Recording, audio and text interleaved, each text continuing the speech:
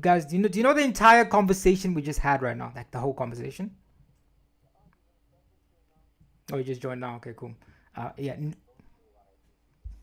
no, no, I won't say. Anyways, guys, welcome to the chat. I hope you guys are all well. Um, they still can't hear you, so I'll try to fix that in the meantime. But in the meantime, we are gonna get the teams into the lobby. The games is about to start. We're gonna jump into the lobby. We obviously jumped by Lorelai, Tempest, Megamind, Nick. Everyone's here. The whole gang is here. So we are about to begin. Everyone is in lobby. Lorelai, are you in the lobby, or are you gonna be joining us for the next game into the lobby? So I'm about to start now.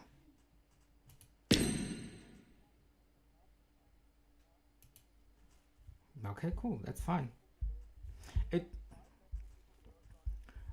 they can only hear the cool guy, which is me. I'll try to figure out how the settings works in a bit. You until you gotta leave.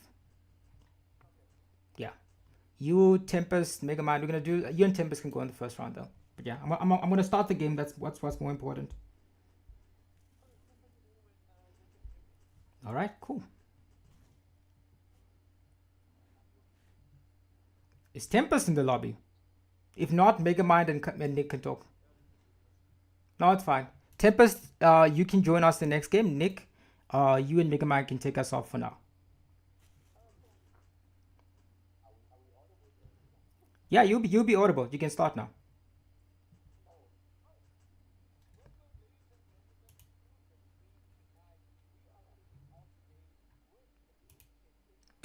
Sir, what's your Your command? team is banning.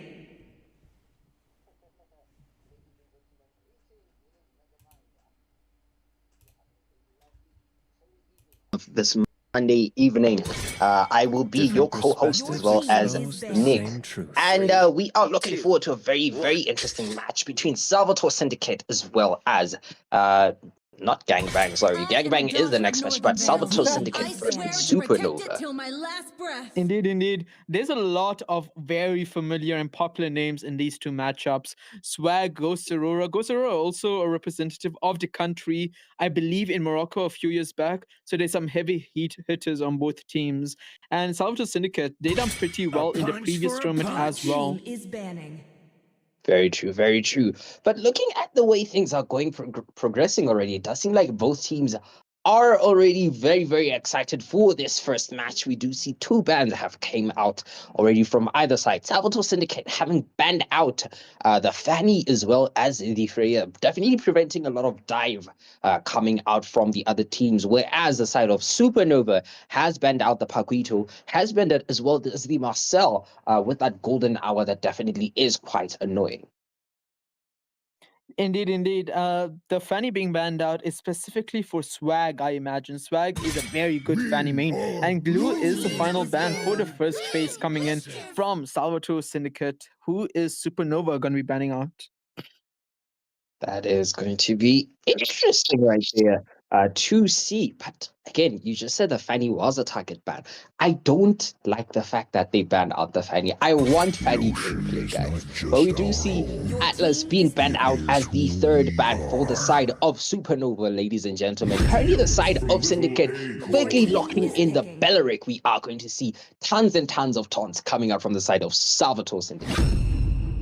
Need some stitches? That is very fast picks being taken by both of these sides. They're not even letting me breathe right now. The Barats, the Melissa being picked up by Supernova. Salvatore Syndicate, who are they going to go for now? But That is the question. We do see Blaze as well as King Kage. 017 will be the next picks rather for the side of Salvatore Syndicate. If I do remember well. Oh, Eudora being locked or rather swapped in on Luxana rather, and King Kage yet to pick up his own character right there.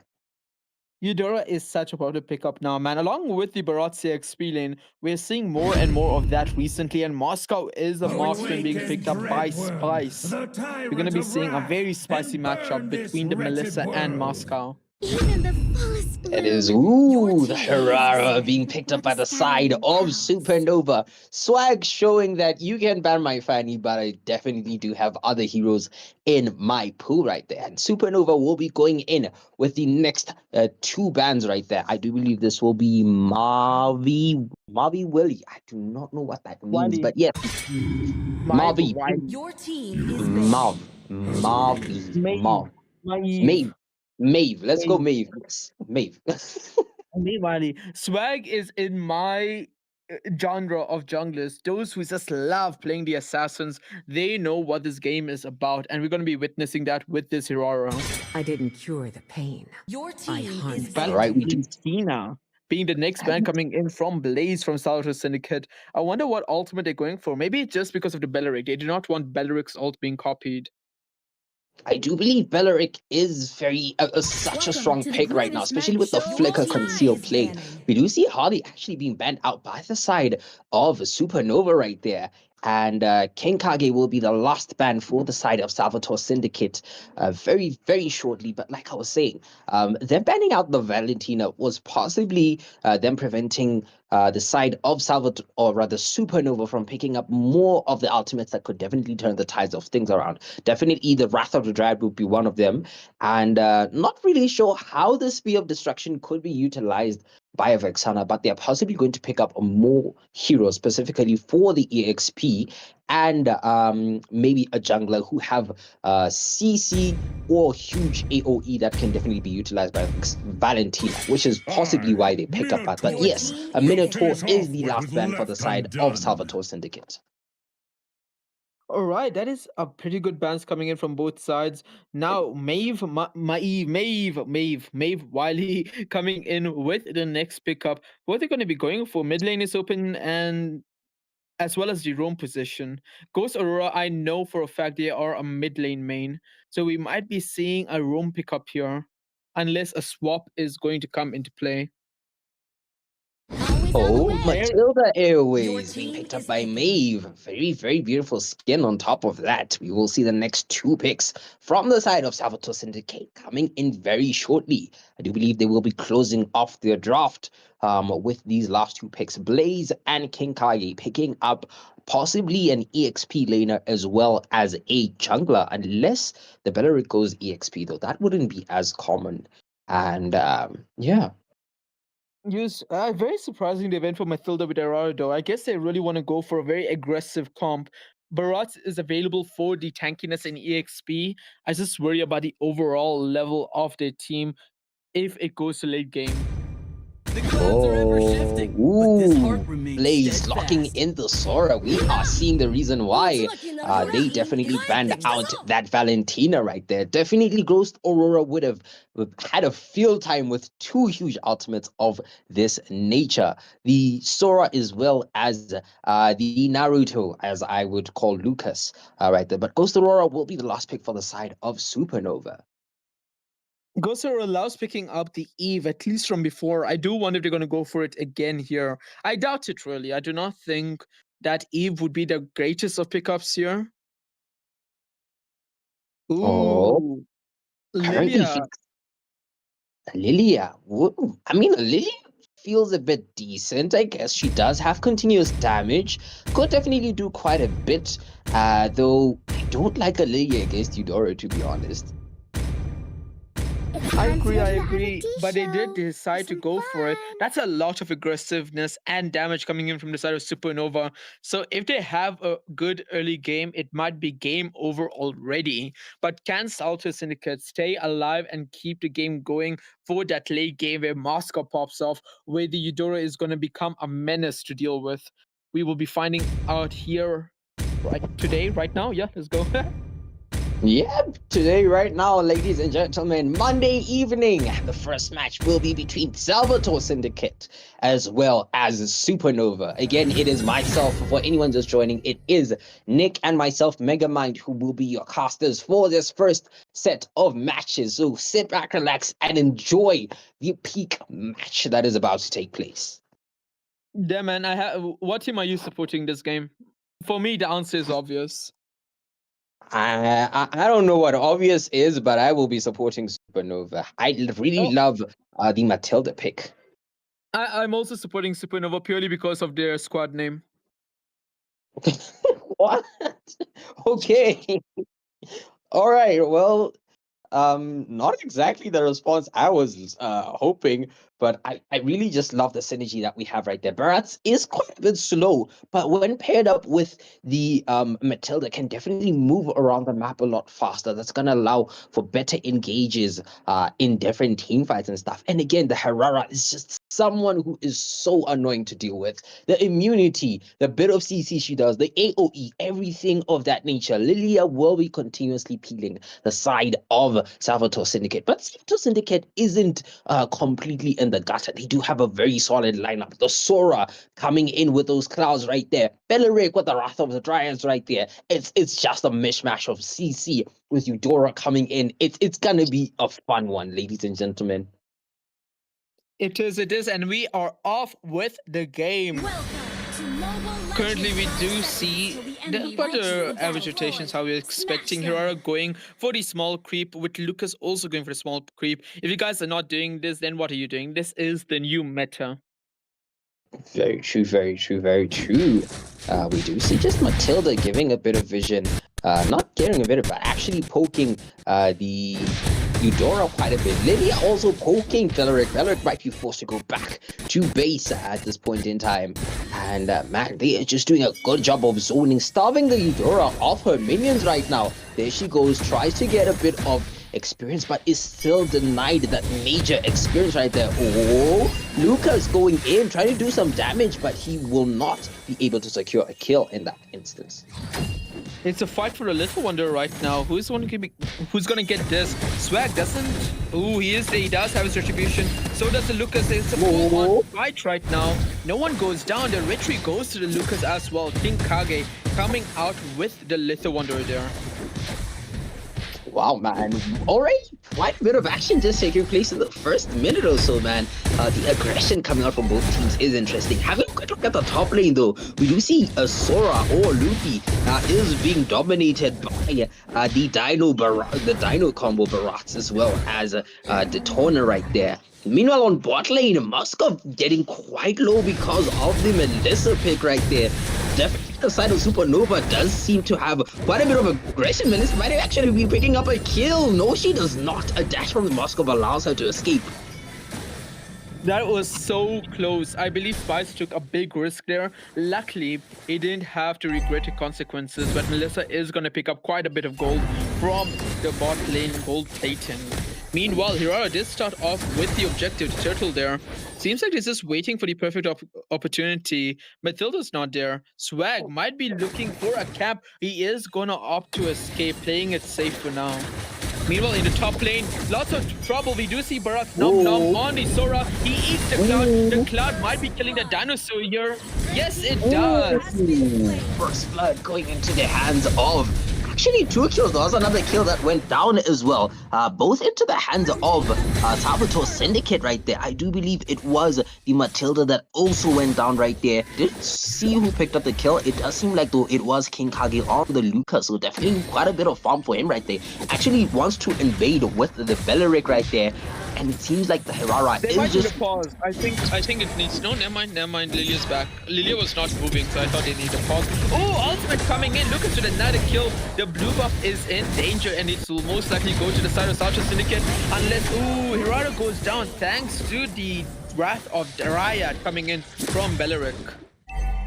And the amount of CC just coming out from the side of Salvator Syndicate is really, really putting pressure onto the side of Supernova right now. It does seem like Melissa will be the one just sort of trying to play very safely, but that might not be the same case for Matilda right now, being forced very low, even though she just responded a few seconds back. That's the problem with this kind of lineup with Hirara and Matilda. There's really no front line in the early game. Yes, Barats is a tank, but Barats is going to be stuck in the EXP lane at least for the early game stages. You guys are not going to have that level of sustain that you would want. Very true, very true. We do see actually Salvator Syndicate putting quite a bit of map pressure onto the top lane right now. Despite there not being anything but Matilda using her flying ultimate right there. We do see Wrath of the Rat coming out, catching 2. Oh my goodness, Matilda going down again. 0-3. Ghost Aurora finally picking up a kill for the side of Supernova. They finally got their first kill on the board, but is that going to be enough? It's already 5-1 down within the 4-minute point. The next turtle is spawning in the next 10 seconds. Who is going to get this? That will be a question that we'll answer very shortly. But right now, we do see Melissa and Moskov just sitting in the bushes right there. Melissa going to clear the waves. However, the Moskov is helping the Sora really go for this turtle right now. Doesn't seem like there's any contestation that can take place, to be honest. Matilda just trying her best to poke just a bit, but it's barely anything. It's barely anything. Very dangerous situation for Average Joe. Deep Flicker and all coming in, but perfectly timed Purify from Average Joe to survive that engage. Oh, Matilda might be in a bit of danger right there. The Eudora, the Belleric. Oh my goodness, Sora going in. They do get the kill onto Melissa instead. Matilda cannot do anything. She had been completely zoned out, and the marksman was taken out instantly. Meanwhile, on top lane, we do see Harara's actually pushing the wave right there, and they are going to try and target Sora. Nom nom on Sora. Boom! And there they go. Damage goes in. Damage Sora coming out. Has 2 stacks, 3 stacks. Flicker, burn out. 4 stacks, 5 stacks. There he goes, raining a torrent of bullets. Moscow going in with the Spear of Destruction. The fight continues. The dinosaur is in danger. Is he an endangered species? Yes, he is. He has been extincted out of this world. Herrera is the next one going down. She will not be going down without a vital bit of immunity. What is this? Salvator Syndicate getting a killing spree on the Sora. Oh, Hirata going back in there make no sense. It just seems like the damage coming out from Swag, from Hirara is absolutely negligible at this point. Just doing nothing to the side of Salvator Syndicate, and they are enjoying themselves this game. They really are having a field time. Honestly, the Syndicate really is pushing as much as possible right now. Oh, Melissa in a bit of danger right now. Oh my goodness! The what do you call it? That middle dash thing trolled her right there, man. The Cyclone Dash. But oh man, that's so unfortunate. Ultimate coming in and once again by Belleric. But oh, Flicker Play coming in from the dinosaur hits them, and it is going to finally be Sora getting shut down by the Matilda, funny enough. But we do see Moss doing as much as he can. Lucas also going down. This is absolutely huge coming in from the Barats. Barats is not done. He wants more, but he might be a bit. Ooh, Spice accidentally pushing him to safety there, trying to do as much damage as possible. This might be exactly what the side of Supernova were waiting for. They got a 2-for-1 trade. There might be more. Oh, Matilda is chasing after it. Matilda will go for the Moscow. Moscow in a bit of danger. Who's gonna die here? It might be both of them. It's a 1-for-1 trade in that section. Ghost Aurora does have their team's blue buff as well. Ooh, Nova Swag just going in and getting out. A few hits onto the Belleric right there, not actually getting much out of it though, but it does seem like this Melissa and the Lilia might be gunning for this mid lane turret right now, not if Sora has anything to say about it. The side of Supernova is still in this game. They very much are, but it's going to be such a struggle. Barats is more involved in the team fights now, considering that he did lose his lane. So they will have that sustain for the mid-game stage that they that it really do need. But we will see if that is going to be enough to turn the tides off the game. That is a good question right there. Melissa doing a bit of damage onto the Eudora right there. Eudora has been forced to just go a bit back. Oh, Sora taking a bit of damage as well. Naruto goes in, throws a tailpiece bomb. He is though. Oh my goodness, tons of damage going onto him. Killing spree for the Lilia. We do see the Moscow picking up another kill as well. He's in a kill. Oh my goodness, Barats picking up another kill. The fight continues. Belleric is in some danger. Swag picks up another kill. And there's a Sky Piercer as well. They continue going for the mid lane turret. Do they get it? Yes, they do. This is quite literally the meme of that one gamer who's leaning back on his chair and then locks in. The side of Supernova are now locked in immediately in this game. It went from 8-1 to 12-7 in a matter of minutes. They are back in this game. They got a mid lane turret. They have the map control now. This game is anyone's to win. This game really is anyone's, despite them only winning one turret in particular. That turret was such a crucial one, opening up the map for them quite a lot. And they actually are tied in gold despite being behind by 5 kills right now. So the side of Salvator Syndicate pretty much doesn't have an advantage at this point in time. Agreed. All of this changed when the Baross entered the team fights. You could already see that the CC that he provides immediately changed it. Like, Moscow couldn't do anything there. He just immediately died after getting caught out. Ooh.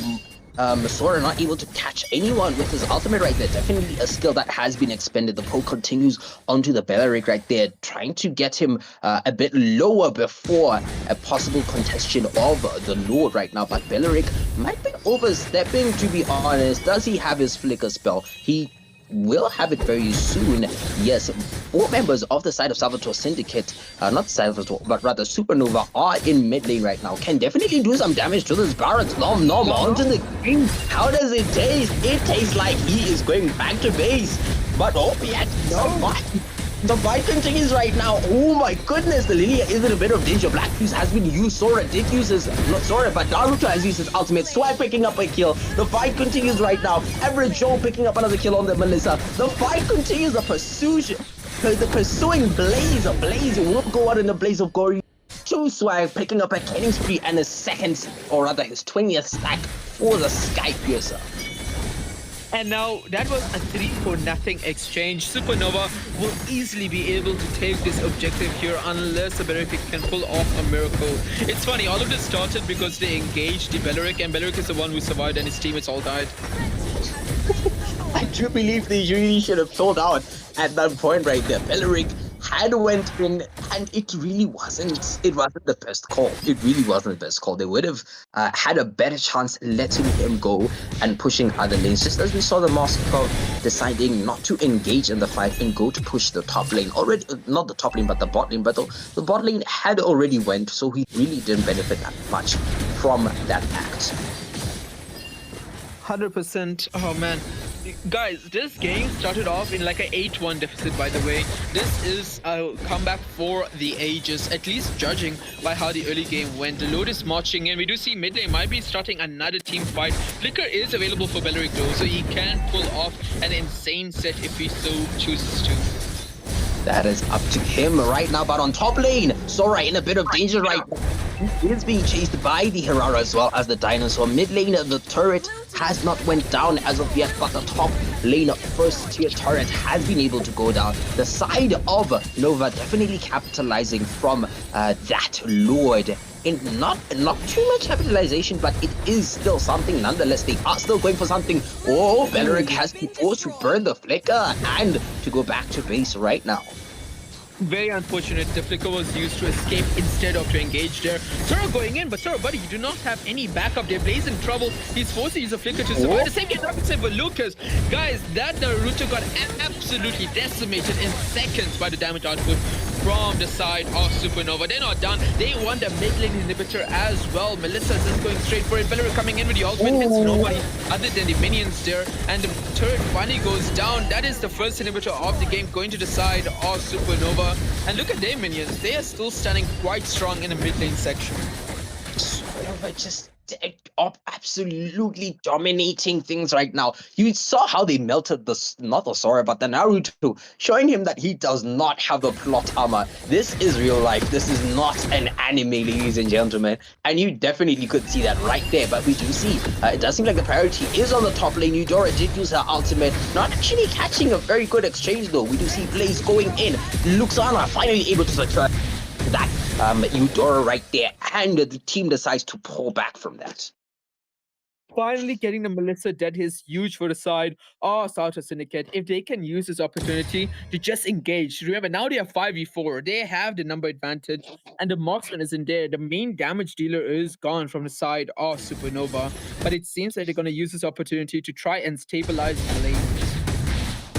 start stabilizing the lanes. They do seem to be going for the bot lane, which is the side in which the Lord will be spawning at this particular moment in time. But Eudora does a ton of damage onto the Herrera right there. Raw seems to be breaking out at this point in time. Does Beller use his ultimate? No, he does not. He actually just shrugs it off, walks away like a boss from this. Baby dinosaur's right there. Baby dinosaur's getting engaged on. Not who I would recommend to be ulted there. Bellerin goes in, use the ult, but no follow-up there. Far side. Faraz, nom, he goes for the Eudora, and Eudora goes down. Lucas is funny joining the team fight with his ultimate, but he goes straight for the Faraz, doing no damage whatsoever on someone from Hirara. They're not done. They want the Bellerin. Bellerin in a lot of trouble, and they do get him. Last one standing is a Moscow, is the Sora. Is this going to be game over? GG's for the side of Salvator Syndicate. I mean, it possibly could be game over, to be honest. I do believe the side of Salvator Syndicate does not have what it takes to actually defend if the side of Supernova actually committed, but they decide instead to go for the Lord to take the safer route in all of this, which will definitely allow the side of Salvator Syndicate to recall, regroup, and try and possibly defend this. But with a 6k gold lead on the side of Supernova, do you think they can actually defend this? Listen, anything is possible. They do have the better recall. They have the Sora ult. They have enough to try and defend this load push. It just depends on how effectively they use it. I do believe that's exactly what we will be seeing in these last, possibly the last few seconds. Let me not call it the last seconds, no. There is definitely still quite a bit of kick left in the side of Salvator Syndicate. I believe they have almost all the spells that they need as well right there. But Melissa is already doing quite a bit of poke damage. Sora going in, has his ultimate form out already. And there we go. A fight breaking out right now. We do see the Lord is going to be trouble. They might have engaged a bit prematurely. They're Bellerin coming in with the ultimate. It seems like they're defending just fine. Moscow comes in with a Spear of Destruction. He's not going to spawn there, but it does seem like the load has went down and they defended their base. And they might even defend their sides. Oh, Spice using the Wind of Nature to survive there. Might have been a bit too premature, but as long as he is alive, that's all he cares about. Top lane might be going down to the minions. No one is there to clear it unless King Kage has anything to say about it, and he says no. They are keeping their side turrets, and Hirara are taking a bit of damage, but will do what Hirara does best, and that is escape with... Oh! I mean, the kill! Godlike by Swag, nom by the dinosaur. It might be another person going down. Double kill for Swag. The fight you see 3 members left on the side of Salvator Syndicate. Will they be able to defend this? The minions have spawned in. All turrets except one are down. Moscow goes in with the Spear of Destruction. Might have been a missile on his side. The fight continues right now. It is 2 teammates left on the side of Salvator Syndicate. Can they be able to defend this? 1 minion has been taken down. The Naruto is quite low. Matilda almost. Hada is barely surviving. Melissa going straight for the base. Average Show secures a kill. Legendary, and ladies and gentlemen, one into the hands of Supernova. As someone in the chat said, Lucas' late game is worse than a minion. He got absolutely deleted there. And credit where it's due, after the horrendous early game, Supernova locked in and they came out on top from 8-1 to 13-20. They just went absolutely insane and they got rewarded with their win in game 1. Let us see what happens in game number 2. Man, that was such a hype match. I do believe both teams might be extremely very excited for the second match. Definitely on the side of Supernova, able to turn things around and are definitely having that winner's momentum with them. But the side of Salvator Syndicate will definitely be looking to defend and possibly take this to a game 3, of course. Definitely there had been a bit of a loss of momentum or tempo somewhere between the mid and early game, and that's definitely what gave Supernova the upper hand to turn the tides of battle around. But it does seem like both teams are ready. I do believe we will be choosing a map possibly and getting into game 2. Agreed. It's basically space for... yes, that is what peeling means. But guys, game 2, let us see if Salvator Syndicate can lock in. Remember, guys, they were winning that game. They were up ahead. All they needed to do was to use that advantage well, basically use that advantage. They didn't take any turrets from getting all those kills. Stasis did not get any lead. Ladies and gentlemen, this is not a kill game. At the end of the day, this is a tower defense game. That's the summary of MLBB. You defend your tower and you conquer the enemy's tower. No, So no. definitely. Oh, Listen, yes. defense is. I disagree. Just win before they kill you. Easy. Okay, that could work as well. That's you can win by basically killing them and the minions do everything for you. But game 2 is about a stat we do see the Esme being the first ban by the side of Supernova. Agreed. Hey, listen, if they pick up Lucas again, they can have an extra minion to help with that push.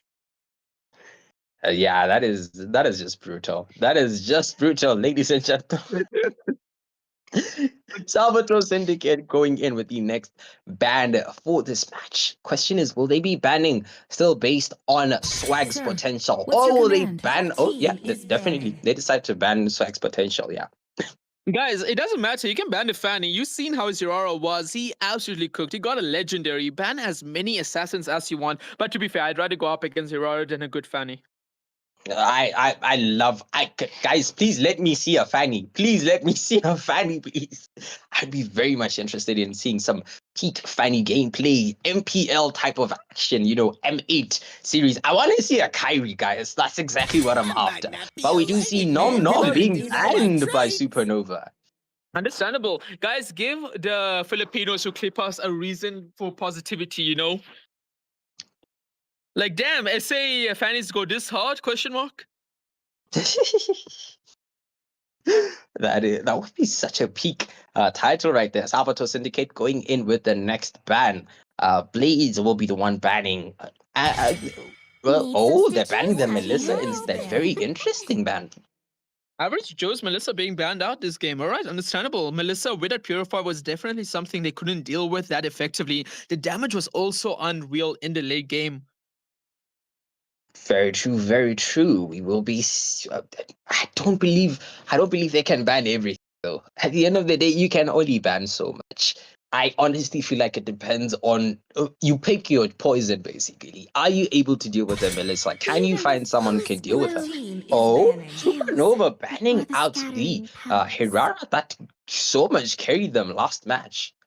They are first pick, so that is an interesting choice. Maybe their plan is to leave the Atlas and Marcel open and pick up one of them as the first pick. That could be a strategy. Not sure why. But hey, man, let's see what the side of Supernova is cooking. I hope Salvator Syndicate can cook as well because they definitely need this win right now. For a punch. Ooh, Paquito being the ban here. All right, that leaves Marcel and Atlas open. That is two very good pickups. Who is Supernova gonna prioritize here, though? Maybe ban Hirara. Chico Buddy, they ban their own Hirara. No, they went for the first pick Freya here. Very bold considering that Mincy is open.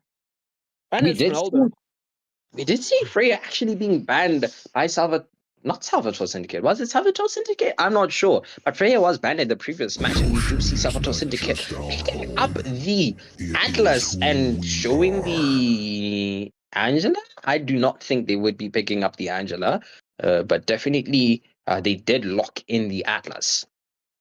Yeah, Atlas is right there, and it does seem like Luxan once again, or Luktana, once again going for the Eudora pickup here. And as I said, Atlas was the pick, so I'm not sure if Supernova is going to try and go for the Marcel here. It is open, it is a roam that's available to them, but I do not think it is going to be a priority. And Eudora, very, very good pick from the side of Salvator Syndicate. Did quite a bit for them, but wasn't really able to carry them on. Hopefully, they are able to capitalize a bit better on the insane amount of damage that comes from the Eudora in this particular match. But Supernova will be coming in with the next picks, currently flexing out the Hayabusa. Okay, I love this pick. Ghost Aurora showing the Lily as well. Yes, he does. Wow, higher in Bridge 2026? Okay, buddy, you have me sold. Let's see how this goes. I'm excited. I'm excited. I really want to see those shadow plays and everything, and just the outplay potential, man. Assassins are King Kong, rather King Kage will be the one. Man. Guys, I need to be casting in the M series. Okay, I'm practicing. I'm gonna say Kyrie. I'm gonna say King Kong. Bro, imagine the aura picking up higher against someone called King Kage. Kage, Shadow, come on, guys. It's a bit too on the nose here. I mean, King Kage did pick up the Naruto and did show us that he wasn't the Kage in the last match. So that did not work out for them. But we do see him locking in the Harley for this particular match. And yeah, Tough Muffin. Oh, sorry, not Tough Muffin. Asagi Atlas was not banned. They decided prior it's Salvator Syndicate. Maybe we can see this game why Atlas is banned every single game. Or will the side of Supernova just tank it? Just deal with the Atlas as it comes in. That is something we will be seeing very shortly, but the side of Salvator Syndicate will be getting into the second ban phase, and we do see them banning out the Marcel again. The golden hour coming out from Marcel is just annoying to deal with in terms of setups. You do not know exactly how to counter. There's no counter to it, but we do see the side of Supernova banning out the Uranus once again. And listen, in 30 in the chat, you guys are not unpaid workers. You guys are getting paid in exposure. Unpaid for what? Exactly, guys. You mods are not unpaid. You guys are getting exposure. I'm saying your names. That's enough exposure for you guys. We do see the Federic being banned out by Salvator Syndicate right there. I do believe they did use it in the previous match, so they don't want it in the hands of Supernova. Supernova, though, deciding to ban the Phobius, who would definitely have the field time against Prey. But I do wonder, why they're not going for the potential Esmeralda here? I guess it's because of the matchup against Lilia. I don't know, Esmeralda could work really well against the Freya. Even Minsu here, Minsu against a Haya and Freya can definitely work. Could work, yeah. I do believe it can work. I do believe, actually saw a recent match. I do believe that was between Botswana and which other country? For some reason, they went with a Minsata jungle that was actually cooking. I have no idea how or why, but that was the ladies' teams and stuff. But anyways, we do see the Ruby being picked up by the side of the Salvator Syndicate. Indeed. Oh, they decided to opt for the Ruby here instead, trying to get that extra CC with the Atlas in this game. It is going to be. Gotta love Nigel says giving out mods while not demoting the other mods. Fair enough. Big Oh to my counter the goodness. Atlas in Big 2026. But the only thing Diggy is countering is your team.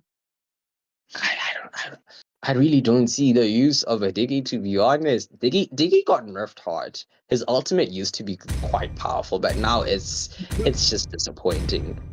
Guys, anyone in the chat who remembers Diggy feeding meta, let me know. Seeking to devour your soul. Oh, they did go for the Minnow. Someone in the chat did mention that Minnow is a good counter to the Atlas. So that theory will be tested out here today. This is going to be a fun one. Honestly, Oh, buddy. Suki, I am so unfathomably blind. I did not even realize Freya was not Freya. That Esmeralda was the first ban. oh my goodness, I did mention it though. You did mention it? Yeah, now, guys, whatever Megamind say there went in one ear and went out the other. Oh my goodness, we do see Brody is currently being shown by the side of Salvator Syndicate. Would a Brody work here though? I mean, he does have a bit of an escape skill. He can definitely do quite a bit of damage. I do believe Brody's a decent pick, yeah. But instead, it seems like they are going to go for the Erythiel pick. Alright, Erythiel, that is something that... You know what? I am excited for that. Erythiel is definitely a hero that can dish out a lot of damage, especially with that Purify, defending her from the Minnow CC from... I don't know. I feel like you still need a bit more mobility, but it could work out here. This is going to be a very interesting match. I am going to be on the side of Supernova again for this particular match. I'm just leaving. They name as Nova in it. I have no other option. Okay, all right. I can't fight against that. I don't think anyone can. But man, just seeing the type of dive potential that these guys have right now is insane. I mean, of course, the side of Salvator Syndicate does have a bit of anti-dive, a bit of CC as well. Not even a bit, a lot of CC. But man, Supernova can actually set the tempo, the pace for this match with their dive composition. The Freya going in, the Hayabusa picking off someone, Moskov completely just diving into a match from nowhere. You know, that can really turn the tide of things around. So I do believe Supernova still has the draft advantage in this particular point, ladies and gentlemen. But we'll be getting into game 2. And yeah, Supernova currently in the lead by 1 point. The best of 3 series, if they win this game, remember guys, today was the final day for all challenges. So after this one, the challenges series does end. And are they going to end today with a banger? That is what Supernova are going to be looking for. Indeed. I do believe that this means so early coming out from the that is not something that you want to be doing. Listen, they looked at last game where they lost out on their minions because of getting zoned out by the Lilia. They're like, guys, I'm going to flicker, but no matter what, I'm getting these minions. Well, that might actually be backfiring right now. We do see Nova has frozen the mid lane right there. And, Eudora. Now she has no flicker. Okay. All right. Let's see how they work around this. Really agreed. But once again, getting zoned out, you're not getting those minions, buddy. He's not getting the minions, and it's gonna be sad. That last minion should be getting him or her to level 3, and she's just forced to go back to base. That's it. Like she's been forced to retreat. She's gonna lose out on so much in terms of experience as well as gold, and this Lilia is just gonna have a fun time. Agreed. This is what happens when you go up against the Lilia. Lilia is going to bully you in lane unless you get as much help as necessary. And even with help, you do see the Minotaur right there just waiting for the Eudora. No amount of help is going to save you here. We do see Atlas getting more minions than Eudora there. This is so sad. Atlas is almost level 3. Eudora is making her way to level 3. Is behind though. But we might see a gank on the top lane. No, okay, all right, no, decide not to. Swag will be starting the turtle right now. It does seem like both teams are possibly ready to contest it right now. We do see Atlas just going in, giving a bit of vision, a bit of CC as well. Oh, Freya goes in there. Oh my goodness, Blasphemy's Descent goes around picking up the first blood. We see tons of damage. Hayabusa going in with his ultimate, not picking up any kills though, but was very, very crucial in that fight right there. Freya still here. Oh my goodness, Spear of Destruction going in, tons of damage. Averajo picks up a kill, a stun onto the Eudora, and it is a 2-0 plus 8 turtle for the side of Supernova. And this is completely the opposite of last game. Right now, Supernova with the Dream Start, getting the turtle, getting 2 kills, getting the enemy jungler dead too, right for the turtle. This is perfect for their side. This really is perfect for the side right now. The side of Supernova currently having a bit of an advantage, actually. Already almost 1k advantage over the side of the Salvator Syndicate. Salvator Syndicate not having the best of time. Eudora just picking up her ultimate right now. Will she be using it? No, she will not be using it. Seems like it. We do see right now that once again just applying as much pressure as possible on the mid lane. Ghost Aurora deciding to clear the lane as early as possible. Yeah, to probably rotate to the top lane, it seems. Oh, okay. No action going out so far. We do see Ruby has rotated a hook onto Lilia. Did she survive? Yes, she did. Purify her ultimate, everything going in. Will she be able to make it through? No, she doesn't. Finally down, but it was a 1-for-1 trade. It is a 2-for-2 trade though. Luxana picking up a kill on the Hayabusa, as well as Spice going down on the side of Salvator Syndicate. Aris Joe winning the 1v1 in the top lane is absolutely huge. He needed no support for that. Just getting the kills, that is gonna be exactly what the side of Supernova are gonna be wanting. This is peak. I think the Ruby being there definitely did quite a bit of a dent on the side of Supernova. Yes, I'm trying as much as possible not to mix up the names right now. Atlas going in, not actually using his ultimate. Minotaur also not using his ultimate. Doesn't have it as of yet. Both of them didn't have it, so they did walk away from that exchange right there. But on bot lane though, we do see Freya putting tons of pressure onto the Ruby. The Ruby will be moving with her team though. They are going to try and go for the search right now. Eudora uses... Oh, Eudora going down, the damage coming in from Moscow there. Moscow is completely fed right now. Mino and Fury coming in, he flickers out, he goes ultimate. for... Oh! You okay, buddy?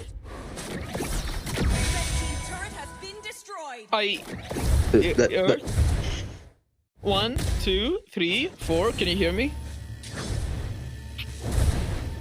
I'm gonna assume you can't hear me. We do see right now that Olivia doing a lot of damage. They use the Purify trying to escape Eudora's damage. Eudora not getting the kill there.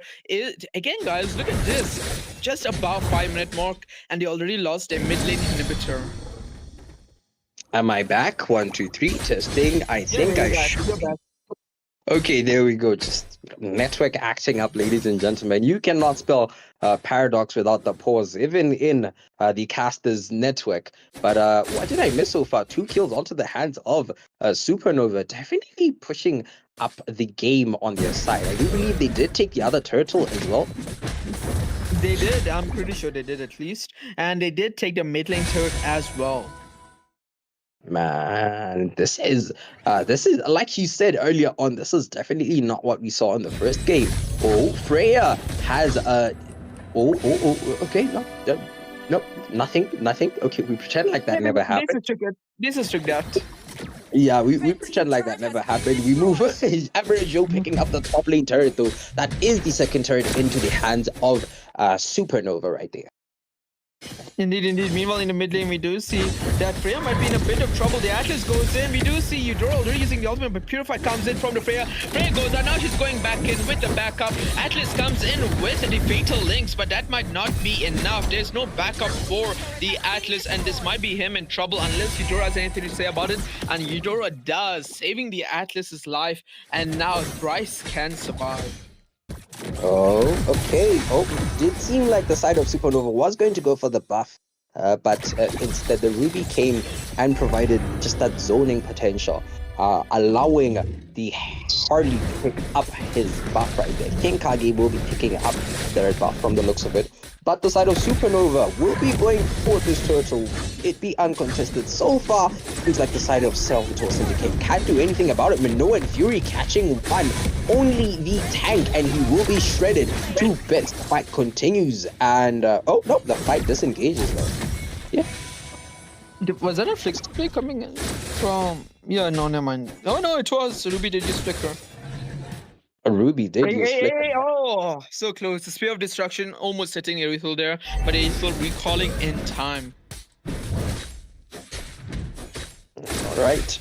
We do see the Minotaur just giving a good amount of vision. I do believe the side of Supernova might be trying to go for this top lane turret. There are 4, 5, I believe, on top lane. Bot lane is going to be pushed by the higher boost as well as the Freya right there. And the side of Salvator Syndicate now deciding to rotate towards the bottom lane. Indeed. Right now, Haya once again using shadows. They're gonna be able to take the bot lane turret quite easily there. The next engage might be happening soon. Minnow is right there. He has his ultimate available.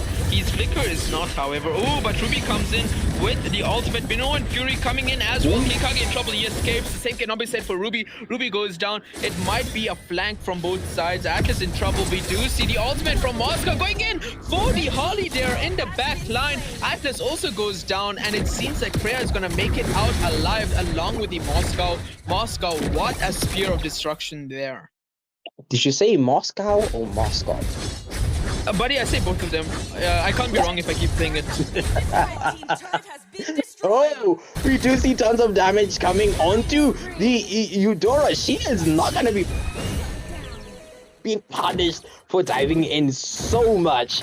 Shut down by the Ruby. Just seeing him into the turret right there. Very, very unfortunate for him But yeah, very good.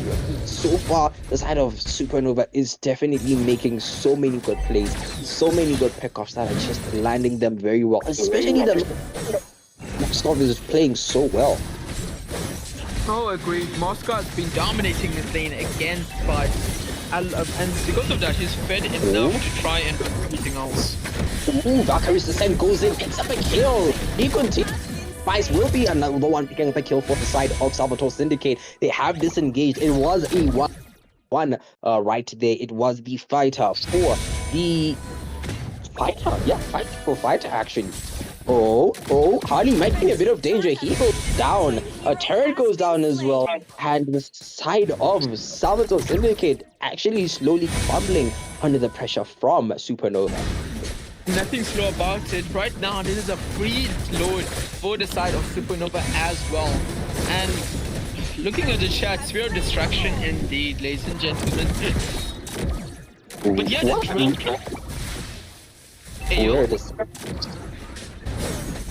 look at this, man. Ruby is getting melted, shredded by the Moscow. Monster kill for average Joe. He is not your average Joe anymore. Purify coming in at a perfect time by Aerithal, surviving that engage by the Minnow. We do see the ultimate coming in from high, and he goes out immediately. He is not going to have a repeat of the previous situation. And the Lord is marching down the bot lane right now. Will be marching up very short. But the side of Salvator Syndicate really needs to do something about. I don't even know who they should talk. Maybe the Moscow currently 605 and has quite a number of items. Actually, has a full Trinity build as well as the Malefic gun. Only lacking one item at this point in time. 11 minutes in, only missing one item. Looking at everyone else's builds, we do see, guys, Moscow is just at 10k gold. His lane opponent, Aerithal, is at 7k. That's a 3k gold difference. That's a Blade of Despair gold difference, guys. It is an entire Blade of Despair. Right now, the mid lane seems to be the trio of Supernova, and it does go down successfully.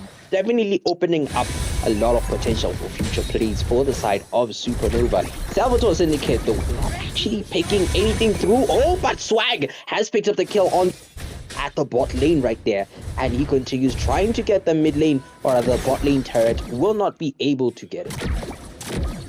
Atlas is looking for something. He is going to not find it, however.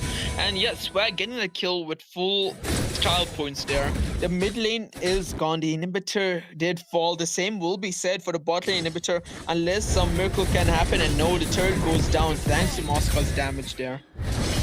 Oh, Nova just doing, oh my goodness, the Moscow tons of damage. The Valkyrie's Descent comes in for the cleanup. Kill going in, the Moscow doing tons of damage as well. Oh, he did a bit of damage though. He will be going down. Shutdown kill finally onto the.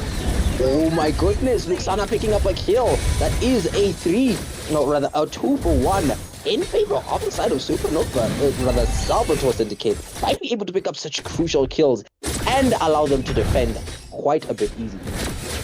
They did lose all the inhibitors, but they are still in this. They are alive after that team fight. But for how much longer will that be the case? The load is spawning in the next 20 seconds. We will know how this game's fate will turn with that load. Yo, mid lane is the focus of Salvator Syndicate at this point in time. Hayabusa goes in ultimate. Oh my goodness, tons of damage. We do see the Harley going down. We do see the Hayabusa not getting punished for his play right there. Oh no! Stun right there. We do see Minotaur going in for the chase. Oh my goodness, Erithiel trying to survive right there. Not able to do anything, but the side of Salvator Syndicate only crumbling the Moscow. Has picked up the kill. All that is left is the Ruby and the Eudora for the side of Salvator Syndicate, on the side of Supernova, just coming in with the pressure, but lacking the minions.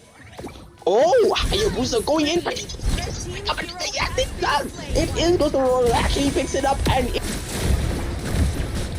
this is insane, ladies and gentlemen. They didn't need a load for that. That is game over. GG's 2-0 sweep for the side of Supernova against Salvator Syndicate. That is a full silver party.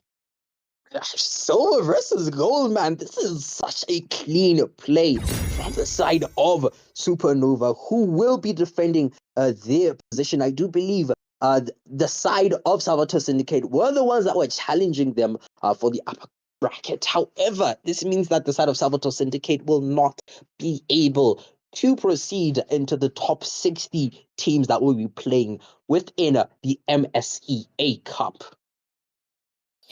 That is huge. But ladies and gentlemen, that is going to be me going off, and you're going to be joined by other amazing casters for the next game, which is going to be ProMax, ranked number 25, taking on Gascom, Bang Gang, ranked 22nd.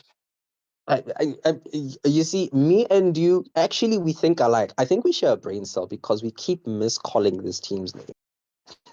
Is it not Gascom, Bang Gang? It's the other. Is it not? Is it not the other way around? I don't know, man. I give up. I really No. do. No, guys, it's Bang Gang. Saying it the other way around is going to get us in trouble. So don't say it the other way around. You know, like I blame the team. The team has to change, the team has to change the name. Guys, this is Gascom 2 now. I'm sorry, you guys, this is Gascom the second, Electric Boogaloo. They, let's go with that. Electric Boogaloo, Gascom the second. Ladies and gentlemen, we're just gonna get a bit of a short break and come back very, very shortly with the next set of teams that had been announced just in a few seconds. So sit back, relax, do not leave your screen, ladies and gentlemen. We will be back with a jam-packed action in just a few minutes. Jam.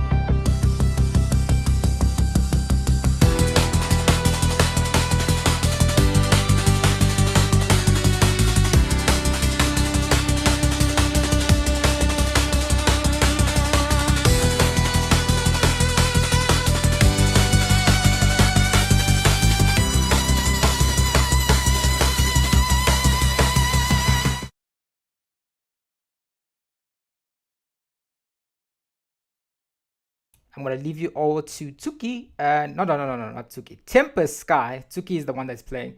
Tempest Sky and Lorelei, who are gonna walk us through the draft and just keep you guys entertained as we are gonna be moving in. It is obviously Gascom Bang yo Gascom BG versus this very exciting team called ProMax. So that's gonna be an exciting match. So off to you two, Lorelei and the man himself, Tempest Sky. Off to you. I want to make sure that Tempest Sky gets in the lobby though. Then we can start. All right, no stress. Thank you. What's good, everyone? It's your boy Tempest. I can't really say much. We'll just see how the games go. Hoping for action-packed series. Hey everybody, my name is Lorelei. In game, I'm Trouble. I am happy to be here, and I'm excited for the games we're about to watch. Yeah. But honestly, from the first series, I hope that action and energy continues over through to this one. It definitely has to.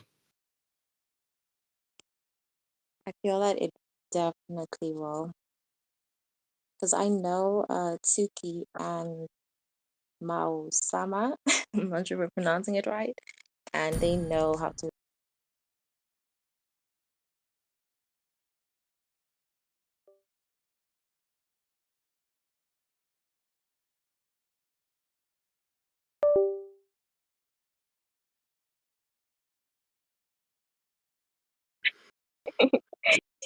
Truly. Ooh. Oh, you're in the lobby. Awesome. So, honestly, I can't really complain. Tsuki's gonna have to pull out the miracle here. Because I don't really know the side of Gascom. Oh, I haven't played against this Gascom specifically. But yeah, we'll see how it goes. Because I played against Mao Sama also, man. So I'm quite familiar with Mao Sama and Tsuki. Yeah. Okay, let's see. We're just gonna be the first to ban here, coming from Tsuki. Mm. Do you think they'll ban his Benedetta? Would depend, man. Because the thing is, you would be leaving overpowered picks like the Paquito, the Freya, the Balearic, the Atlas, the Eudora. You know what I mean? Like the way the current drafting phase can go. It's how can I put this, man? An entire team's win condition could just be solely based off the current meta picks that they get. And the funny thing is, there's not even really like meta picks right now because of how diverse this actual draft can be in that sense. Because we've seen heroes come from as old as the start of MLBB making their return in the pro scene. You know what I mean? So Yeah. it just really just matters in terms of like utility now. It's what's being picked up. Because we didn't think Balearic was gonna have this much impact as a roamer. This dude has been hiding. For Even, real. oh my days. Like the fact that it's an instantaneous stun, man. When you like flick ult, it's like instant. There's no delay, there's no wind up. It's like the instant lock. It's such a force to be dealt with. You see what I'm saying? Freya, what's up, Balearic banned up? Yes, Marcel is yes. obviously an obvious ban. Because the Marcel leaves picks open like the Beatrix combo. You know, like the big rocket. Marcel ult it's a very dangerous threat when paired together. Spectacular. Yes, no, it is a major combo. It has to be the Paquito's still open. I'm not really sure if they would try and prioritize the Fulvius for the EXP. They might even try and prioritize the Barats, considering that the dude's impact is insane. The Uranus is still a threat, the Esmeralda is still a threat, so they have to find a way to deal with those three tanks in that sense. I truly agree by Esmeralda. Yeah, especially considering that the meta is leaning towards assassins. Those tanks specifically are just going to be a menace to deal with in terms of them starting on the green creep. Exactly, exactly. Oh, and the sustain those heroes have. Ooh. Exactly the point. Because I think in the game versus Team Spirit, was it Onyx ID versus SRG? We see that exact same thing happen, especially to a jungler like Kyrie, for instance, on his Ling.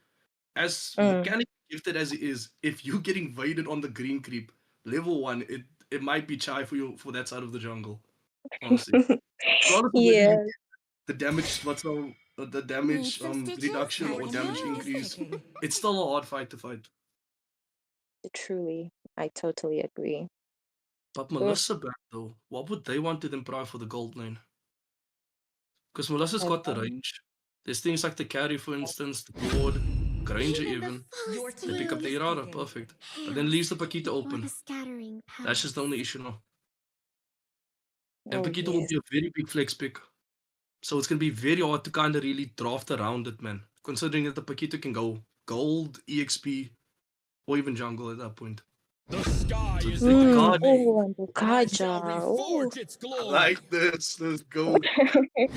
A Kaja. price Ooh, for and the Your team Paquito. is picking. I say. Oh, I there say. we go. Let's hope Mm-hmm. it's a Paquito jungle, because then it opens up the Bane gold angle. I'm telling you, Bane with Berserker's Fury is making a comeback. It's a backline destroyer. That's all I'm gonna say. Bane Is Gaja that? might be good. Oh, It's the power on that was my actual first skill, man. oh, I It's see. very strong. Considering the knockback on the minions, it's a good way to poke in terms of gold lane. Hmm. And then they pick up the Esme, like I said. So we are going to definitely see Tsuki cutting a lot of waves to just try and gank lanes as soon as possible. We might even see potential action on the mid lane if Tsuki gets his cut properly. For honor. Oh yeah. Your team Okay, is now So they there's a pick up the picking. Tigreal. Tigreal. Aye, that's a wombo combo. They pick up the Your team And the Uranus. is Uranus. Oh, it's like Mm. all the heroes you mentioned are right here. Damn. I learned the hard way against these heroes. That's what I'm saying. These, these set of heroes are going to be definitely adjusted in the next patch. I have a feeling they might adjust regions or they might adjust base attributes again. But these heroes will Hmm. get. I That's a didn't guarantee. cure the pain. They Your ban out the team Valentina. is banning. It was a good ban, so Kaja's out isn't Then again, that leaves the Sora open. That potentially leaves the Sora open, honestly. Because for the oh card ult. And they could also leave the Sora open for the gold. Then they sorted. Then it's like a heavy early base comp. They would have to realistically end with that first or second Lord for the latest. The side of Gascom. wow. Mm, Wow. Ooh. Now this is gonna be interesting. days. It's a very interesting turtle fight, to be honest. Welcome Mm. to the greatest mag show. The Your ban How's on. team is banning. Mm. Because then again, we saw on Your what the team jungler on is Boss Gaming banned. did in Surge Esports with the Ollie. He took an entire red side jungle from a Fredrin. I was even still astonished with that play. But Ollie can Wow. get it. That's level 1 Ollie. The card damage is underrated, man, in terms of the clear. Level 1 Harley, and he did all that. He did all that. Ooh. He started in the green and then he took the red and just instantly ran after that. Ooh. Yeah, Mm. no, Harley is peak. I'm confused with the Selena ban, but is there a Selena main by I'm not even that sure. That's the wasn't thing, man. Because I just know that Tsuki's a solid EX Your laner. The ban team out the is Zushin, I see. banning. It just kind of messes up the Tig's laning phase, man. Or really in general, like any tank that needs to be up in your face, it's just a hard matchup. okay. I see. It's kind of like Eudora The Baladic. falling star Honestly, brought those us two, here. it's Your a team is very hard picking. matchup to play against. Deadly combo. Pick up the Nova. I see. Hmm. It's a bigger hitbox for the Karja. I see the synergy now. It's a buff for the Karja ult. Okay. Mhm. I noticed. See. Hmm. Then again, if the side of ProMax doesn't even pick up the carry at least to deal with that Uranus, I'm not sure what they're gonna have in terms of like tank shred. Truly. 'Cause it's very hard for Irara to they pick up the Lilia. Why didn't I think of that? Because if I think about this realistically, even in the second game versus SRG, the Lilia does very well into tanks like the Uranus and the Barat. So it's a solid pickup if they do go for it. And they pick up the Lost. Oh, that's the reason they banned also the Bavaric. Not bad. Your See now. team is Mm, picking. mm, mm. Let's see who their marksman will be. Bam, Melissa. Beatrix is still open. I mean, it should be a solid lane matchup for the Moscow. Yes. I wouldn't really see them picking up the carry, with the exception to the Esme. So, Hmm. this is also a tricky one. Harriet is even open now that I think about it. But then again, Esme. That's also Yes, another thing. I can see May. how they drafted. It's actually quite nice now. So really, I Yeah. want to see working as the Beatrix. Would be Hmm. pretty nice. Considering they banned out the Melissa, Yeah. and you wouldn't really have to worry about the lane, like the range matchup in that sense. But then again, we don't talk Okay. about Bruno. Time to shake the We feet. don't talk about Bruno. I can tell you, East Shake is dancing in his seat. Let's go. I love the reference. We don't talk about Bruno. Let's go. This is gonna Okay. be a nice matchup. This is gonna be. Mm, really. I might Cannot see wait. potential counter jungling coming in from that Irara as soon as at level 2. Like once she gets level 2, that's instant green's gone. But that Paqueta's not too aware of it. Okay. Mm. Plus multi shielding, you would have to watch out for the Esme also. Yeah, Esme will So have enough shield. so if that T can give proper vision to Tsuki, or even help him with like a level 1 to 2 cut, and they can just go insta invade, it will be a hassle for that Paquito. I see that. Mm-hmm. Wow. Then again, they've got demons to deal with. Yo, my bad.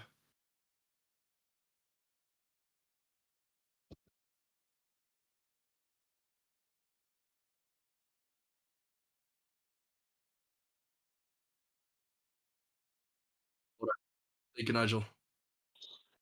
Okay. Mm-hmm.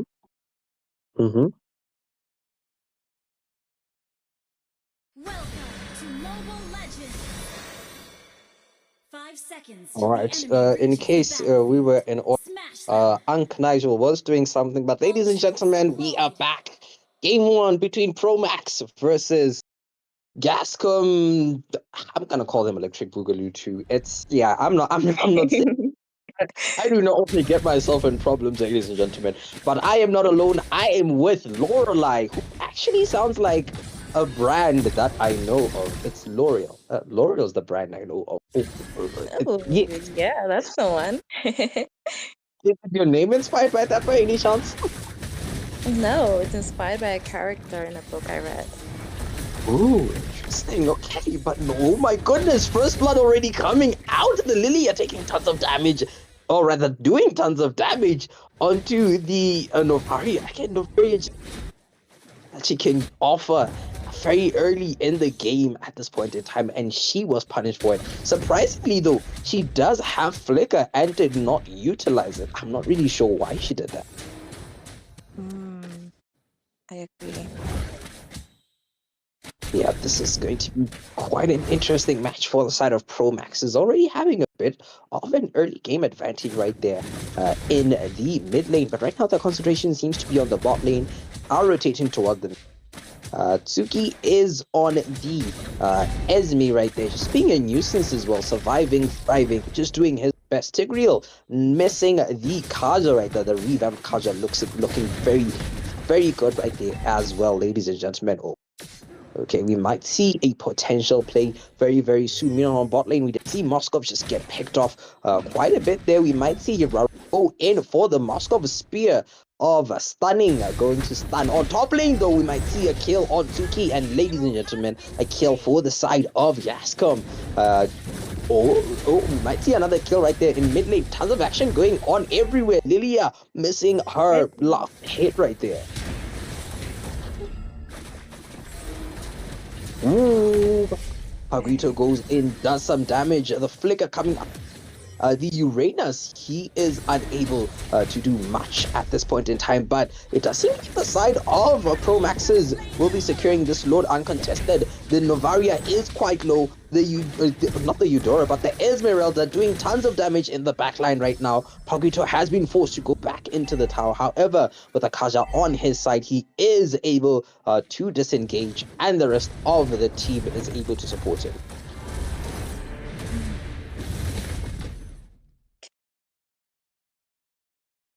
Are you okay? Are you good? Oh yes. Is the match that exciting? Are you out? No, I'm so sorry. Whenever I try to say something, I realize, oh, you've already covered it. You're very quick with it. It's impressive. Okay, all right, okay. No, it's fine. I'll definitely leave some things out for you to say. But yeah, man. Don't sweat about Don't sweat about it. Don't sweat about it. Gascom is just going for that horned lizard right there, and yeah, it seems yeah. What do you think about it? I feel that where the match is going, both teams are actually playing very safe. Mm-hmm. Neither team wants to overextend and lose a hefty amount of gold. So Okay. yeah, I'm just trying to see whether they're gonna go through the fight here in bottom lane or they rather gonna play it safe still. Alrighty. That seems though like Novaria is in a bit of danger. She will be forced to use the flicker spell right there. I think I didn't ask you the Kaja ultimate going in, pulling out the Lilia. Not Terizla, but Tigreal going in. He does not catch. Oh, he does catch two, and helps the team to secure a kill right there, which goes into the hands of Jungler. Very good teamwork. So far, I think the execution of the side of ProMax is going on quite well. They are winning in just barely winning in terms of macro gameplay. Wow, it's amazing how Bruno actually survived that. I thought he was going to die. It looked like a 4v1 there, but his Purify really clutched. He did purify and clutch right there. A miss of a stun by the Moskov as well will allow him to live a little longer. But what is this Bruno thing? I'm only noticing now. Oh, it's Metro. Yeah. What a pyramid. Oh my goodness. Ooh, a stun coming out, tons of damage. And Moskov finally secures the kill on the Bruno. Okay, alright. Actually, I don't think Tigreal goes in, picks up the Uranus of all the targets, not able to actually do anything about it. Yeah, very, very unfortunate pick right there. But I didn't ask you though, which team draft are you a fan of? I am a fan of ProMax's draft. And I why see that is that? because the heroes here they have more mobility. Ah, I see. Okay, alright. On bot lane though, Smurf able to pick up a kill. The Novaria doing very well. Sissy on the Paguito might be in a bit of danger himself. Falling stars, everything going for him. Cannot do much about it. Will be going down very unfortunately at this point in time. And bot lane surprisingly secured by the Bruno of the team. Yes. I see here in the top lane, if Kaja had his ult and he pulled them, that would have been one spectacular set. Definitely, very much agree with that. We do see though, the Renas did go down, tried to sustain, but it wasn't enough though right now for him. He didn't have enough items to be able to out-sustain the damage that was coming in at this point in time. But we do see Moskov going in for the Novaria, picking up the kill. Finally, the Novaria overextending, of course. I don't think a Novaria should be split pushing against a marksman or trying to gank a marksman solo, and more especially a Moskov for that matter. I totally agree. Is the team gonna make a set, yeah? Ooh, tons of sets come out right now. We did see Kaja's set coming out as well as the Tigreal set just right now, catching two. And that is a double kill for the side of ProMax, is securing a kill onto the Uranus.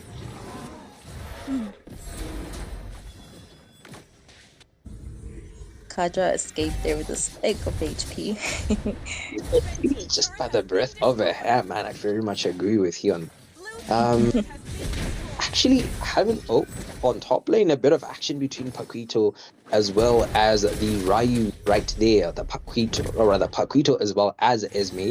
But quickly looking at the builds though, I don't think there's anything outstanding that has been built by any members of the team right now. Tigreal definitely on anti-heal. So is the Esme. This just sort of makes sense why Uranus isn't able to heal as much. The Lilia also does have her glowing wand right there, and Moskov is working on his third item for Trinity. And yeah, on the side of Gascom, they don't seem to have picked up anything too out of the ordinary as well. But top lane is Esmeralda, not mid lane. Esmeralda able to secure a kill right there. The Kaja as well on bot lane, being quite low on health, is going to be forced to back away. But Tsuki on this Esme is just being a nuisance.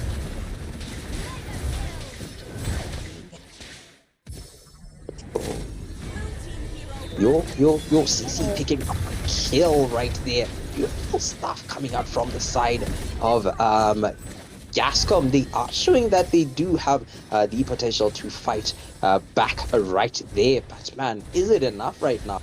They are trying their best. I feel like they're losing by just a bit though. They're losing by just a bit. True. Very true. Okay. It does seem as though the minions as well as the Moscow. Paquito taking out the Moscow. Definitely a very, very crucial pick right there. However, Sirius will be taking the loot. The Tigreal picking up a kill on the Novaria. People, man, this Novaria is not having a good time at this point in time. 150 on the Novaria. She's not having the best of days. None at all. And I would have expected Novaria to be able to play more freely since she's more of a range attack hero. So I'm surprised that she's getting caught on pretty much. Yeah, I do think there are points where she somewhat overextends. Like, for example, earlier on when she went for the Moskov, who was a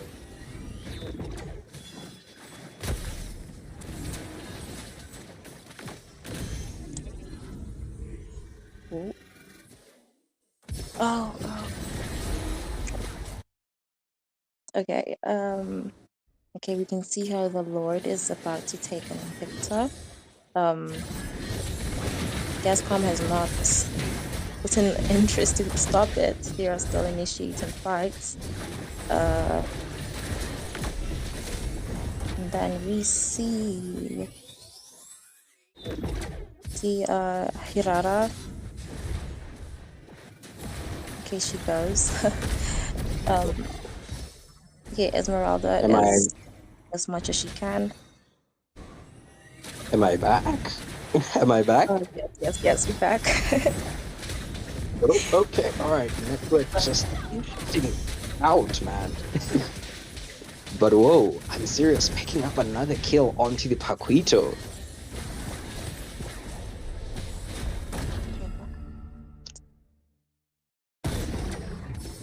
Man. The amount of aggression and map control by the side of ProMaxes right now just definitely shows how much they are free in this place right now. They aren't leading by much, but they definitely are outplaying in terms of map control, in terms of map pressure. Every single pick off, every single thing that they do is definitely putting them at a bigger and bigger advantage as time goes on. I agree. Oh man. But again, the Novaria is slowly getting a bit of damage onto her right now. We do see she is able to take Mausama all the way to about half health or so with her shots. So definitely will be doing a bit more damage as time goes on. But Lilia is able to sense the Paquito in the bush right there. Her spidey senses are tingling and she was able to pick up the Paquito. Hirara might be going in for the Paquito. Oh, okay. No. Doesn't actually get anything. Paquito is able to escape from it. But on top lane, shut down onto Tsuki right there on the Esmeralda. But it does seem like the side of ProMaxes will be taking the Lord in exchange for Tsuki's life. I see that as a very fair exchange. Yeah, I guess it is quite a fair exchange, to be honest. I mean, it was a shutdown. So definitely quite a bit of gold into the pockets of Gascom right there, but right now it does seem like they're contesting for the mid lane. Pressure going on to the marksman. Metro will be going down on that. Oh, a stun coming out from the Tigreal 2-man set. Not actually getting anyone as of yet, but Uranus is the focus right now. No damage going on to him. The Mausama, or rather the what's his name again? The Moskov going down, but Quito able to get help secure some kills right there, as well as the Novaria double kill right now. The side of ProMax is actually crumbling at this point in time. It is only the Harara that is left, and she's on a sliver of HP, as well as the Esme. Okay, we see the Uranus trying to get a catch on her, but Hirara is way too fast and she has escaped death with very little HP. Yeah, Harara is I feel like she's an assassin, so you're definitely not gonna catch an assassin that easily, especially as a somewhat slow moving tank, being the Uranus right there. But yeah, right now ProMax has just slipped up a bit and let a bit of an advantage go back into the hands of Gascom. Looking at the goal difference right now, though, it does seem like we are almost back to 1k, and Rara might increase it. Not 1k, it is now 1k. It was less than 1k, but now is 1k with that kill by the Hirara and the Tigreal, securing the kill on the Paquito.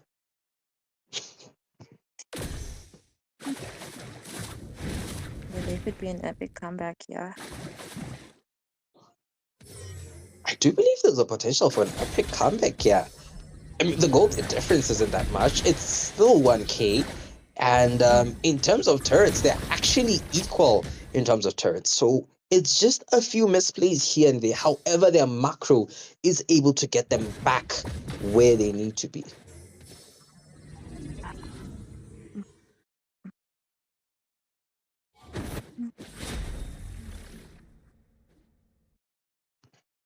All right, ladies and gentlemen, we will be proceeding. It does seem like the turtle or the lord will be spawning in the next 20 seconds or so. But having a quick look at the builds right now, it does seem like the Hirara will be going for what's the thing called again? I forgot it. But she does have the magic blade in her arsenal right there. That will be her last item. Surprisingly, doesn't have sky piercers, and there are no sky piercers on the board at all. So both teams are just going for full raw damage, making sure they can capitalize on all that right now. But Esme doing tons right now, giving vision as well for her team.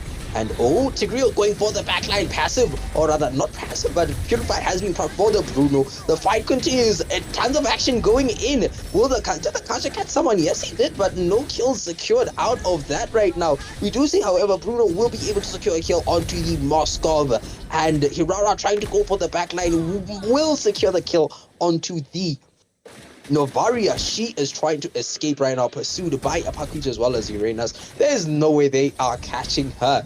And ladies and gentlemen, it is a 1-4-1 trade.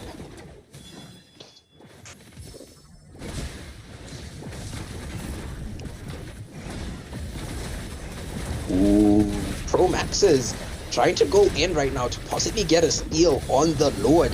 Went a bit early and they have been punished. Meal Pops has went down. We do see the Tigreal out going in. However, it is in exchange for his life, but a shutdown kill was made right there. Suki currently fighting 2 alone, gets a double kill finally, and evens the playing field. The fight continues right there with Suki going in and out, man, just sustaining so much. The Uranus working out of the favor of the side of Gascom. Legendary by Serious, definitely showing how serious of a gamer he or she is right now. They are going for the Uranus as well. What kind of madness is this? The Uranus is being chased by an assassin.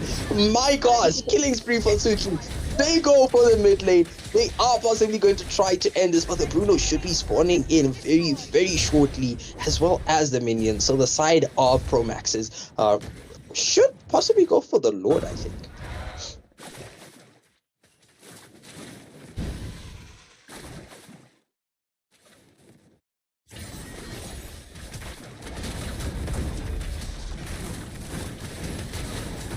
Right, it does seem like ProMax will be going for this Lord right there. Serious just seriously focusing on the Lord right now. Secures it very, very seriously. And yeah, it does seem like the Lord will be marching down the mid lane. 3 turrets left in the hands of Bang of Gascom. There we go. Of Gascom.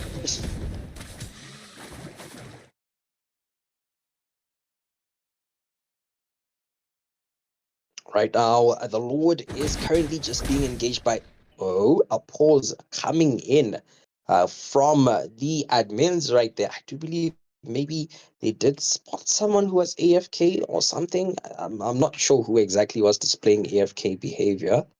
Looks like it's Tuki though. Tuki is just sitting there in the bush, just vibing. So I do believe the admins will check what is going on, ladies and gentlemen. Again, the P in Paradox stands for pause. You cannot have a Paradox series without there ever being a pause in the middle of the match. And yeah, that's exactly what we're seeing so far. But Lorelei, what do you think the side of Gascom could do to turn things around? I think Lorelei is not in the call, but if you want my opinion, all I could really say is the side of Gascom did a good job in terms of getting the Bruno the farm that he needed. Because I think at minute 14, there was a clear 2k lead on the Bruno against the Moscow. So I think all I could really say is it's just a well-placed Skarja ult, and it can give enough setup for the Bruno. Could turn around the fight, because the Bruno is dealing consistent damage. Berserker's Fury hits with 2 damage at this point, so they just need to realistically protect the president in that sense with this matchup. They just need to protect the president. Man, protecting the president definitely really isn't that easy though, especially if you're up against the Esmeralda, who can just go straight into the backline, causing so much disruption, as well as the Herrera. She's got that untargetable skill of hers, so it's just quite annoying, to be honest. It really is, and they don't have much option besides trying to protect the president, because they're strong former CC is legit in the Paquito and the Kaja. If those two can't really get a proper setup for the Bruno, it's very hard, as we see throughout this match, for the Bruno to even walk up inside one of these engages. Because the time back is exposed. Ooh, he does get a 2-man pull, but there's no follow-up. That was actually such a good play coming out from the Kaja right there, securing 2 of the lowest opponents right there. It was the Moskov as well as the Tigreal that were pulled by the Kaja, but man, no follow-up right there. Might have spelled their doom going forward. The side of ProMax is back as a unit. For sure, because if we look realistically now on the side of Gascom, if ProMax makes a mistake, they just need to capitalize on it. And I feel like that mistake will just lead into a bigger lead that they can take what's a hold of. So they just need to realistically just play patient. It's the same mindset that Onyx used against SRG. It's not like it's beyond hope. There's still a point of comeback from Gascom. True, very true, very true. Again, the gold lead isn't that much at this point in time, and actually it doesn't matter as you go into the late game. 6k gold lead doesn't matter if everyone has all their items. Of course, might matter in terms of an item swap or so, but again, the issue is, can they get the map pressure back? Can they definitely go for something right now? They did do a concealed play right there. We're going for the Herrera, I believe, but not able to actually get anything out of it. The thing is, though, they would have to take a gamble play at this next Lord. Like an all or nothing at that point, realistically, because this is, in technically speaking, a match point if the side of Gascom cannot. Well, not really match point, but you know what? It would determine the pace going into the second game. True, true, very true, very true. Mandresi, I'm seeing you in the comment. I am not reading the full name. I do not want to get demonetized. Thank you very much. But we will be seeing the Lord. Man, this team name is just something else. I realized I actually misspelled it as well on the thumbnail. Not the thumbnail, the opening. It's cool. But oh my goodness, the fight going in right now. Real doing tons of damage. The fight continues. Momosi, not Momosi, but Mausama picking up a kill. Another kill went on Tsuki though. Finally going down. It does seem like the Esme is not Esme, sorry, but the Uranus will be going down as well. Conceal coming out. Mausama picking up another kill, a double kill. It is only Smurf who is the Navaria that is on the side of ProMax. I don't think the Navaria can do anything about this. This is game set match for the first game. Oh my days. Oh my days. Wow, This kind of Gascom really need to find a way to deal with this Hirara. Either ban it or pick it. Just find a way to deal with it, because as we see in the impact, it's the MVP. Oh my days. Yo. It is. Just flawlessly going in. 32% team damage. They did the most damage. Man, this Harara was just a menace to deal with. The side of Gascom, like you're saying, would definitely need to find a way of dealing with the Harara. Either ban her or find a way to deal with her. I do not know how they can deal with her, but they definitely have to find something. For sure. They definitely need to find a way. But the issue then is you pick up the Hirara, then what's open? You see my point. So it's a very back and forth drafting. So it will be a very back and forth. That's just the only fear. Indeed. But we should be getting back into the next match very, very shortly. I seem to be out of the tournament lobby at this point in time. Not sure what. Oh, okay, no. Black screen, yo. I'm in. Oh yeah, it was a black screen. Yeah, we are back, ladies and gentlemen. I do believe the teams will be swapping very, very shortly. Not swapping, but Nigel will be swapping the teams, and then we will be set for game 2. But man, again, Gascom is the one that's currently in position 22 or number 22 in the rankings, and ProMax's number 25 is gunning for their position. And so far, they seem to be doing very well. Are you in the lobby? They seem to be. Just give me a sec. I'm going to have to probably restart the game now. All right. It's lagging out. Okay. Honestly, that was a very good game display from ProMax. They intended to abuse the capabilities of that Esmeralda and the Hirara, that early game aggression, the objective securing, the fact that the Esme just stood as a mighty wall that couldn't be broken. That's what you love to see, man, with these EXP leaders. It's always nice to see that. It's a beautiful display. It is a beautiful display of dominance right there. We do see Mausama just going back in and out. To believe they were just sort of... Oh, there we go. Tempest Sky is back in lobby. So, ladies and gentlemen, I do believe we are ready for game number 2. If ProMax wins this one, this will be a 2-0 sweep, and they will be taking position number 22 away from the hands of Gascom. Yeah, I'm not saying the name fully. Yo, guys, I mean, this You're name. gonna get yourself bad, bro. It's just a disaster waiting to happen, man. It's just a disaster waiting. Just say Gascom and call it a day, bro. It's just that. But ladies and gentlemen, while we are looking at the draft phase, do note that our probably the most peak match of the evening will be coming in very shortly. Before you, which is position 6, will be going up against Gascom Esports. That is position 4, and this is definitely going to be a match for the ages. You do not want to miss that. So whilst we are watching the match between Gascom 2.0 versus the ProMaxes, do keep in mind what is coming in. The best is yet to come, ladies and gentlemen. But we do see so far an Atlas ban as well as a Freya ban. I swear to protect it. Gascom, they are in a tight spot now, considering the fact that they either need to ban the draft that they faced, try and figure out a way to get past that early game domination, try and limit Tsuki's pressure in terms of the EXP, because we can say this confidently, Tsuki is the win condition for the EXP in terms of like gaining control of the objective in the early game. I'm not sure if we're paying attention to that. That thing, like I'm telling you, his impact on EXP, he was there. It's like in most Esmeralda's instances, you see them, they're normally just stuck in lane. The fact that he could have so much pressure on that map, it was just insane. Honestly, kudos to him. Kudos. It is, man. It is. But we do see the next ban coming out from the side of Gascom will be Bingo. Esme ban. Esme ban. I think you called it though. The Esme.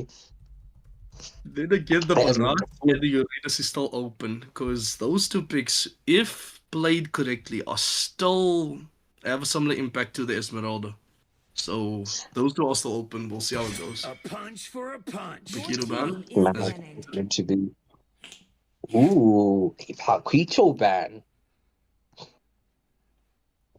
To be fair, from a position that they were playing against, what's now in terms of Gascom, he got decent pickoffs. I think there was one point he got like a double kill, just like off one double punch. So Paquito still what's now there in terms of damage. It's not a bad Yeah, pick. Paquito. I do believe though Paquito in jungle wasn't my favorite pick, to be honest. I do believe the Paquito could be a lot more flexible in other lanes instead of being constricted to the jungle. But hey man, it was an idea. They did try it. Didn't exactly work out as best as they hoped, especially against the Herald. Yeah, we do see Gascom banning the Lilia.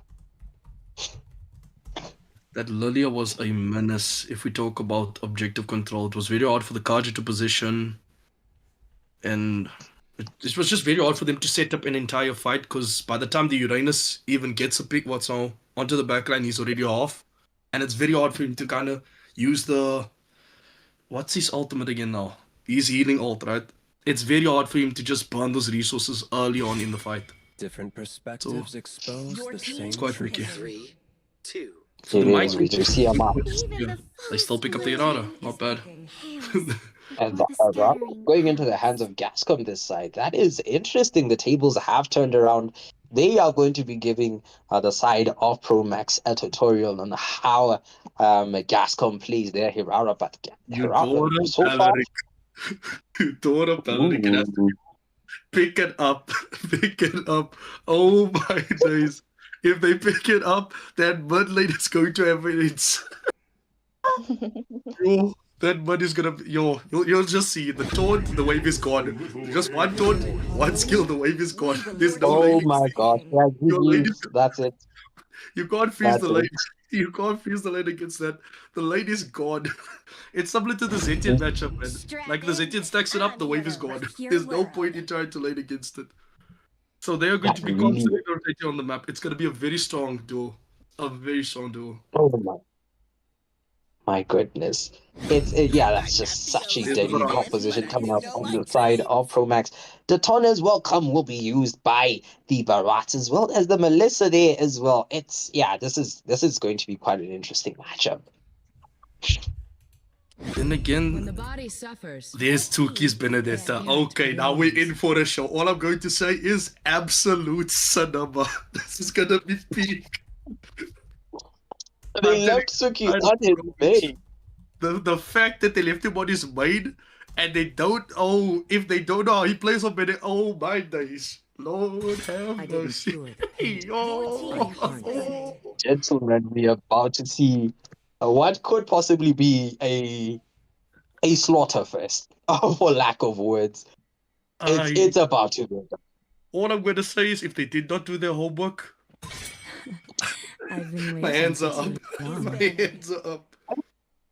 I mean, what can they do right now to go up against Tuki, man? I don't know anything they can use against them at this point in time. Minotaur. They banned the Mano for the they fear the counter hit for the Belleric. But then again, the Grok is still open. It's a weird pick, but it still works. Grok could work, yes. I mean, definitely. Will they go for the Grok though? It gives the Barats also enough time to set up an ult. Very true, very true, very true. Then again, Tiggs is also open. Possible big, what's not set? Harith is Ooh, a Harris pick. That is interesting. They still pick up the Novaria? Question mark? Okay. Please no, please do not pick up the Novaria. The lane, that Novaria is gonna struggle to get ahead in terms of the level. Like, I There's understand. no way. They picked the Hylos. Okay. Mm, But later, or they have to. They have to. I mean, Like a Hylos, how Eve, could like a Eve, or even a Zeti and a Zushin, even to like back up the Hylos slow. that could work? I mean, that could work. But man, not the Going with Novaria. Mario, What's it's gonna be Novaria a gonna really do? tough time. That Benedetta is just gonna be honor. It's a very risky pick now. It is such a risky pick, my guy. Ay, ay, ay. Oh. This is not looking good, ladies and gentlemen, for the side of Gascom. It is not.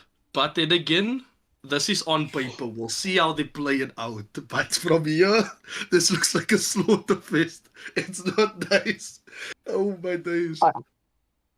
I believe Smurf had a 150 at a certain point. It's the draft doesn't look like it would change that situation. In fact, it looks like it's gonna encourage that exactly. They've got so much dive potential coming out from the side of ProMax. The Leo mode as well. Bring Oh my out Valor goodness. and Royalty, the GOAT. They bring out the horse. Let's go. And Oh they have no. the skin. They about to be on Ivory timing at this point. I can see it. Ivory better be watching this. Oh my days. Oh my goodness. YT Asagi. Novaria obsession question mark. I have no idea. I have no idea. This is a nice comp. This is gonna be a nice comp for the side of ProMax. Oh my days. Sleeping Lover says, second time is the charm. I've never heard of that before. It's always third time. Can they take it to a third time with the Novaria though? Honestly, a nice skin for Novaria, but skins aren't gonna win this matchup. So we'll see how it goes. This is, ladies and gentlemen, if you are a Gascom supporter, like the 50, oh, this is actually a 50-50. The 50% of you that voted for Gascom, start saying your prayers right now because it is not looking good for the side of Gascom at this point in time. But hopefully, we are wrong. Again, Caster's curse is a thing, ladies and gentlemen, so maybe we are wrong. Maybe we are wrong. And things might be. I will take back what I said if it's Caster's curse. But then again, they have not played against Tsuki's Benedetta. I'm talking from first-hand experience. The man's mechanics are there. So we'll see how it goes.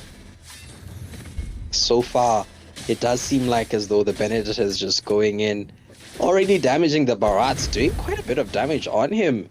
And he just goes, man. He just goes. Oh, mid lane, a bit of action going in. Herrera going in. First blood goes into CC's hands with the Herrera. Might be another kill. Belleric forced to flicker. We might see a kill coming out from no, that's like Gascom doesn't get a kill though. We do see Benedetta goes in, doing what she does best, going in and going out. Tsuki will decide to just go back away from the fight. Oh, a miss by the Novaria.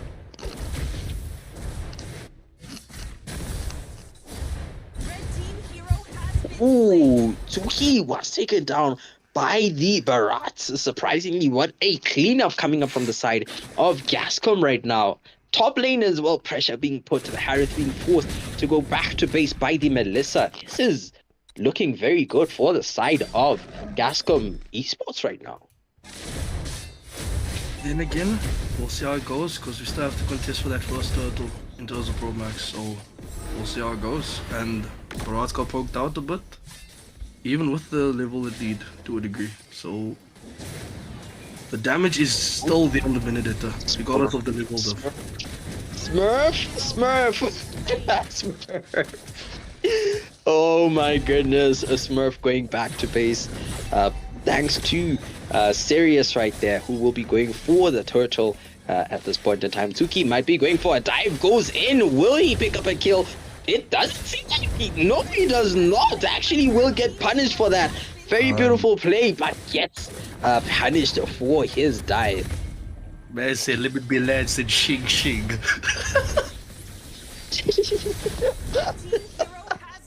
top lane, we see Metro securing a kill against the Harris, man. Which is very bad for the Harris, considering that that thing is not really built for the late game. So, hey, normally you'd expect the Harris to get the advantage from now. Like once the level 4 hits, to gain the advantage. But then again, the range, what's the matchup? On the Melissa going into the Earth is very hard for him to even get distance on. Especially with the go away, if he decides to dash closer. Man, I'm actually very surprised right now. Tsuki seems to be having just a bit of a difficult time-ish against the Belleric, but we do see on the top lane, 2 ultimates had been expended. I do believe that was the Hylos as well as the Harith ultimate expended right there. No one going down on the board though, is definitely a good thing for either side.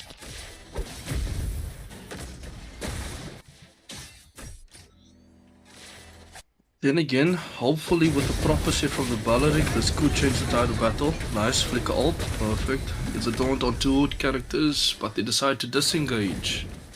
Considering that they already lost Tsuki. You know what? Maybe Caster's curse is real. We hyped up Tsuki so much, and right now he's currently 0-3-0. I take no blame for this. I take no blame for this.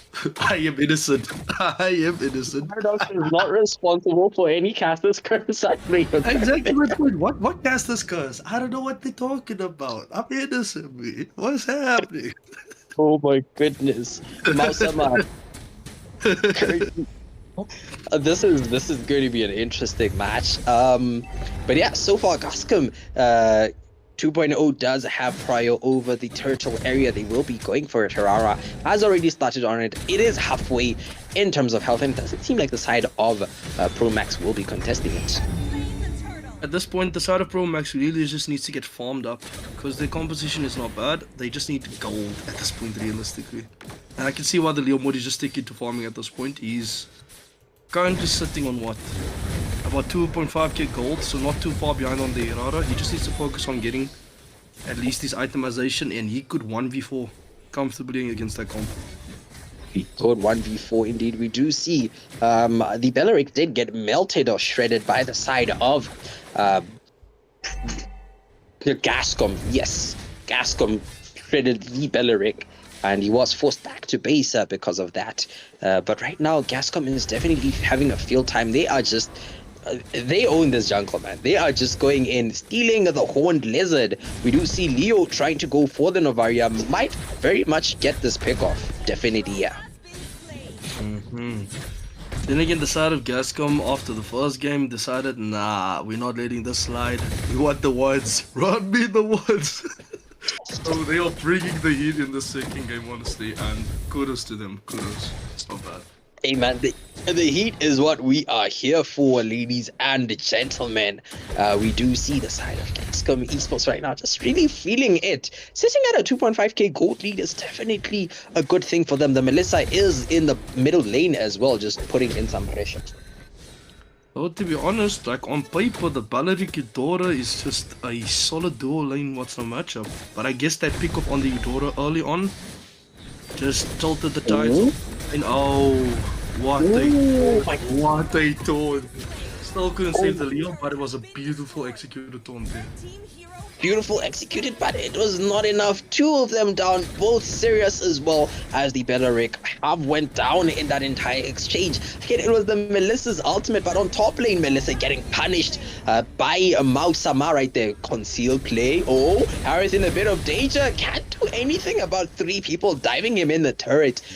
Unfortunate for him, man. The side of ProMax really just need to farm up. It is a bad thing for them to be taking these fights or playing this aggressive with the gold lead that they have. Like, it might be 2k, but in terms of the power spikes on these heroes, it is very hard for them to fight against it. Very true, very true. I do believe that they should play a lot more conservatively, seeing as though they are quite a bit behind. Benedetta going in, catching Natalia. Beautiful stuff. You love to see it. Will he be punished? Tsuki does go down. It does seem like another step up. Oh, Gascom actually losing the fight. No, they do not. They actually win. Cece picks up a double kill. Triple kill. What is that Herrera play coming out from the side of Gascom? I'm telling you, Irana, what that fan said, let me cook and hit them with the flame. Oh, divine flame. Oh my days. This is what we love to see, man. Okay, questionable downward drive, but hey, I we call it question. we call it Oh, order. oh my god! You know what? He did it for aura. He did it for the plots. He did it for the plot. Order. Absolute cinema. Oh my goodness. We did see Glorious Pathway being used right there as well for aura point, of course, but nothing actually coming out of it. The side of Gascom right now, they are currently leading with a little above 2k, about 2.4 if I'm not wrong, something around there. I'm not really sure of the exact number, but they are, no, actually it's closer to 3k in gold. So definitely quite solid. Oh, Benedict Flecker only catching the... Oh, Benedetta goes in for the finally the player we've been looking for. With the first Exactly what we've been facing. Suki! The GOAT, the MVP. MVP Tsuki, will he make it out? No, he doesn't. Gets punished for it. And it does seem like the Leo mode might actually is the Eudora that secures the kill, but the Melissa doing tons of damage right now onto the team of ProMax. It will be the Belleric going down, and it does seem like the sights are turned onto Sirius, but Sirius will escape. The Tonner's welcome missing the welcoming I don't know what, the welcome party right there onto the Leo mode, and will not be getting another kill for them. Then again, ProMax needs to play with this in mind, considering the adjustment on the Barat's ult. It will be back a lot sooner than expected, so they're going to be playing with the mindset of, nah, Barat's ulted, we're gonna be good. Let's take this fight. They need to still get that.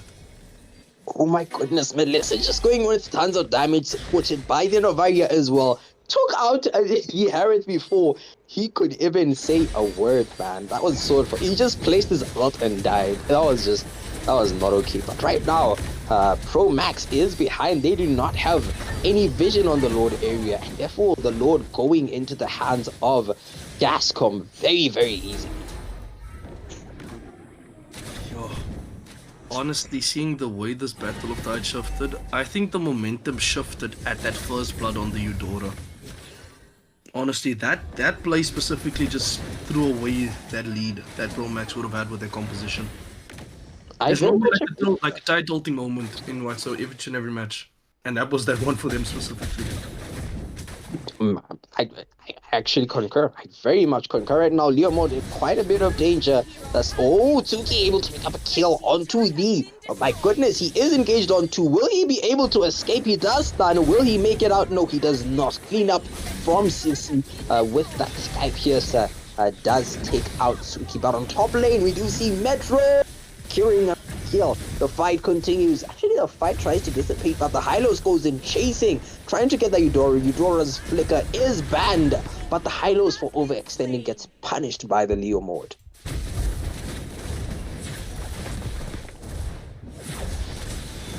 Oh, okay, alright, okay, we see you, Leo, we see you. We're just trying to get more work, but we won't be getting any from that. The fact that they're just letting this Melissa free it, man. They don't really have lockdown besides the Belleric flicker ult. But then with the go, it's gonna be quite hard for the Belleric to even go in on the Melissa. Yeah, that's very true, man. And again, the Melissa just has tons of AoE. So even if the Belleric gets close, anyone that gets close, like for example the Leo or the Harith, will still feel the brunt of damage coming out from that Melissa right there. So it's something that they definitely need to consider going forward. The Melissa right now, comfortably sitting at 615, very, very comfortable in terms of gold as well. Full Trinity as well as Malefic Gun going for her last item.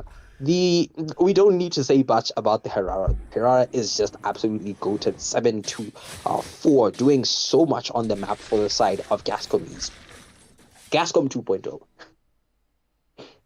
Sure, because it is a very bad position that ProMax have found themselves in. And Really? I'm glad that they pulled back a bit in terms of the map pressure and like fighting, because they just need to get their bearings, because I think they lost the bearings a while back, to be honest. So they just need to just chill back, for now at least. Yeah, hopefully they are able to maybe get a crucial pick off of some sort, possibly on the Melissa or on Hanabi Stalker right there.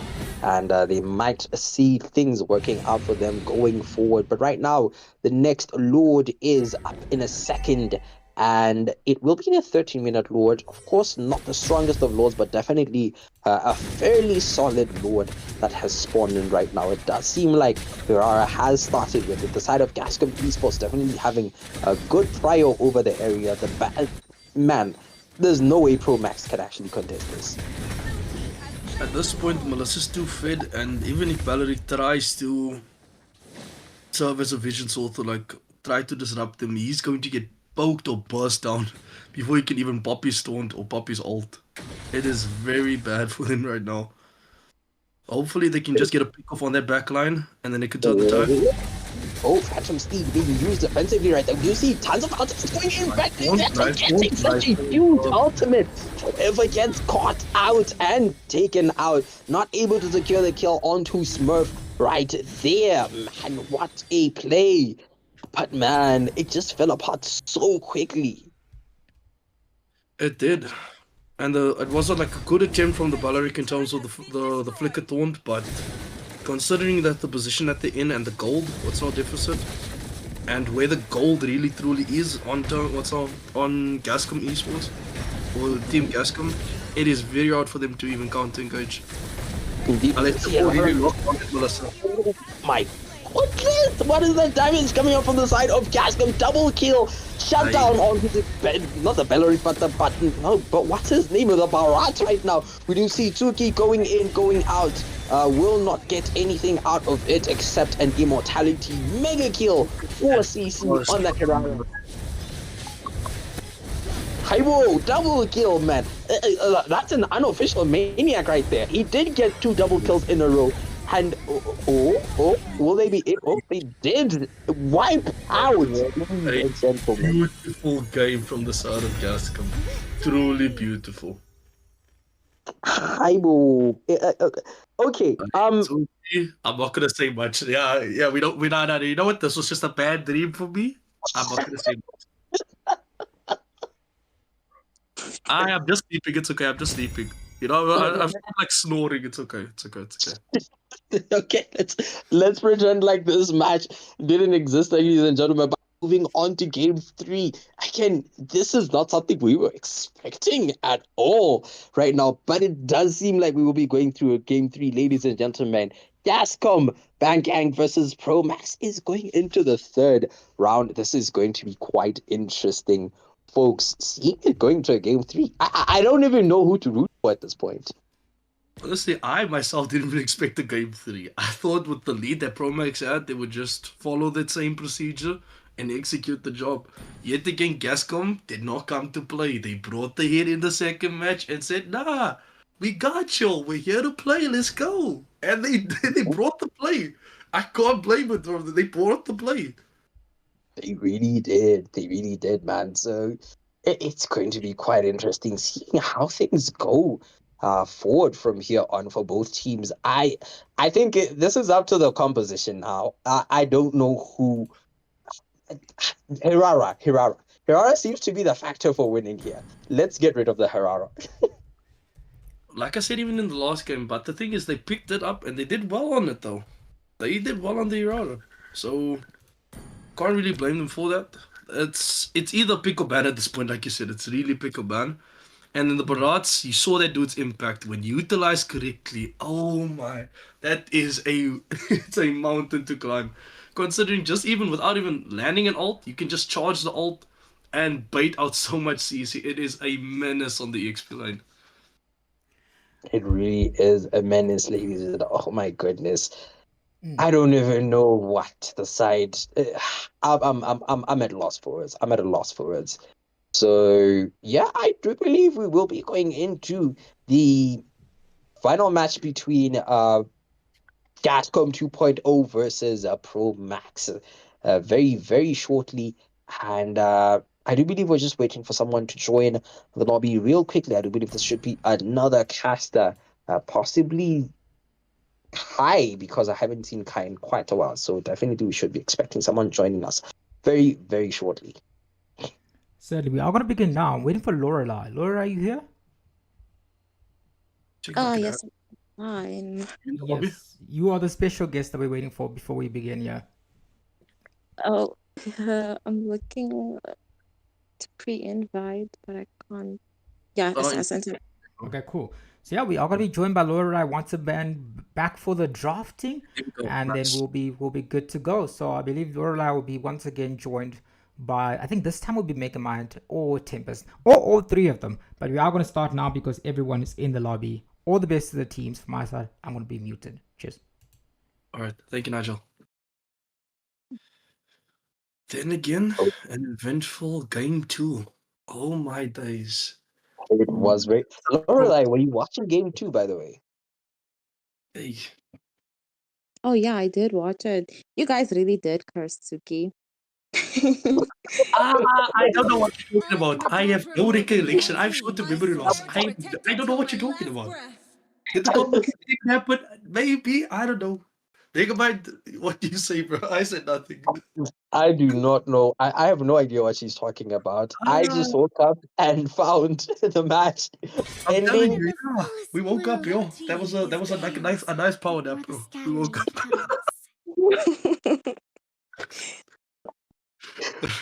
No. Anyways, as expected from Gascom, considering that they're not first pick, they ban out the Urara and they ban out the Freya. Those are that's been consistent bans.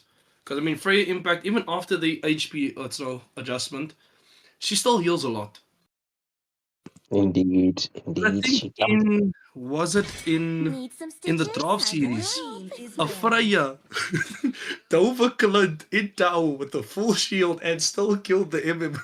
Got out of town with more HP than she came within. I was like, nah, it needs to be adjusted. That needs to be adjusted. Hi, Bo. Yeah, that sounds really crazy. But I think Lorelai, I can let you take over from here. You quite off for a bit, so you must be very excited to share with everyone your opinions on the draft as well as just a bit of the match going forward. Okay, I feel like both the teams are now very familiar on each other's strong heroes, and I think it was very wise for Gascom to ban the Hirala since they were not first pick. But from both the matches we just watched, I can see that Tsuki and Sissy, they have really strong Hirala skills. I was impressed. Yeah. Guys, I see that. Yeah, but still, yeah. They banning out the Belleric. It still leaves the Eudora open, and Eudora can be picked up with the Atlas. You see, they did just ban out the Atlas. I mean, there's still multiple roamers that the Eudora could work with. If they wanted to pick up the Paquito, they could also do that, considering it's open. It's still a very strong flex pick, regardless of how the first game went on it. It's still a very strong flex pick. True. I totally agree. Then again, Tuki could just pick up the Esmeralda and be safe. But then it still opens up, like, picks wouldn't even expect, like, okay, they still go with the Paquito. Here we go. Okay. Esmeralda. And then who else? If they could just pick up the Eudora. Right now, considering that it's open. Unless they want the Zetian just for, like, map pressure.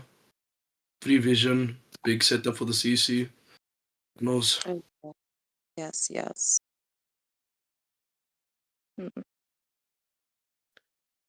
again, now that I'm looking at it, ProMax would realistically have to think now if they're going to ban what they faced previously, like the Barats. But I mean, considering the Esmeralda's picked up, we definitely know it's going straight to the EXP lane. They're not really gonna have to worry about a Barats pickup, unless it's like a Barats jungle and they go again with the tank junglers. Who knows, because they're picking up a Matilda, it could lead to a tank jungle.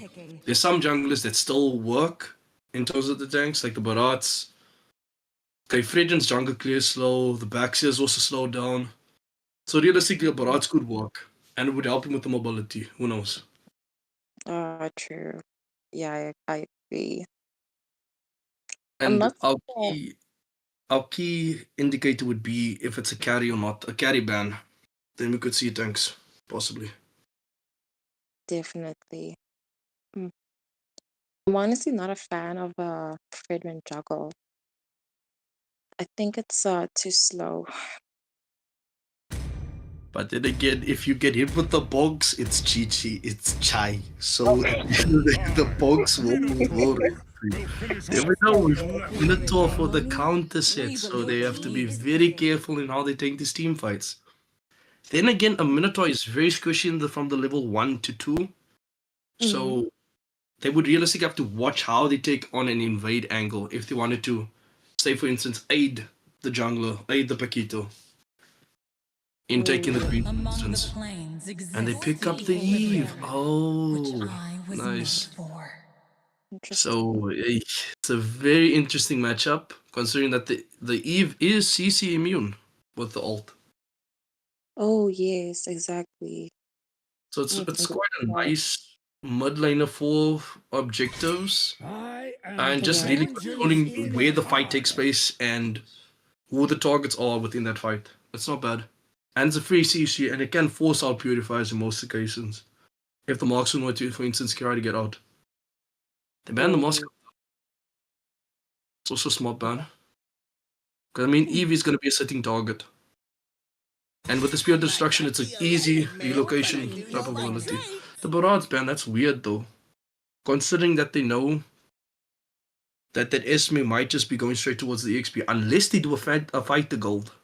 Then it's like it's a hefty comp. I didn't mention the Barats earlier. I didn't expect them to ban it now. Yeah, I guess they want him out of the picture completely. To be fair, the Barats' impact was there. The man was just nom getting the people. GG's go next. Yeah, you're crazy. So they're probably going with the jungler that's got a slower speed then. But the Hardy's open. The Suyu is even open. So then who would they realistically go for now? Let's see. We will see then. Then again, a Suyu into Eudora, considering that they changed the entire Suyu passive where it's just physical based damage reduction. On magic based, he will pop. He will pop to the. So I think Hardy would be a nice matchup in just to get the pickoffs. Because we noticed the side of ProMax, if they can get a proper team fight off, then it's perfect for them. They like disruption. I'm not sure if we've noticed from the game 1 and 2. If they can get a team fight to go their favor, then it's a lot easier for them to snowball. You see what I'm saying? It's either Nolan. Oh yeah, Nolan's clear speed. Yes. It's gonna be nice. So we might see a bit of counter jungling from that Nolan. It'd be very nice. Just to get him made. Tuki still picks up the Benedicta. Okay, second time's the charm. Let's go for it. He's gonna redeem himself. I trust in the GOAT. And if anything happens, I said nothing. Let's continue on with the draft. They still need to draft the gold later. So the Beatrix is open, the Harith is still open. But then again, they're not going to pick Harith into an Esme, so quite iffy. I mean, the side of Gascom could pick up the Harith in, and then it's a marksman that they can't really burst down. Yeah. So, they banned Clint, so they're going for the fight to gold. There's a bit, it's a fight to gold, exactly. I will be the truth this world desperately needs. So I mean, the Lapu Lapu's open if they're gonna do that angle. Then the Lapu Lapu will go gold. It's sorted. It's a perfect matchup then.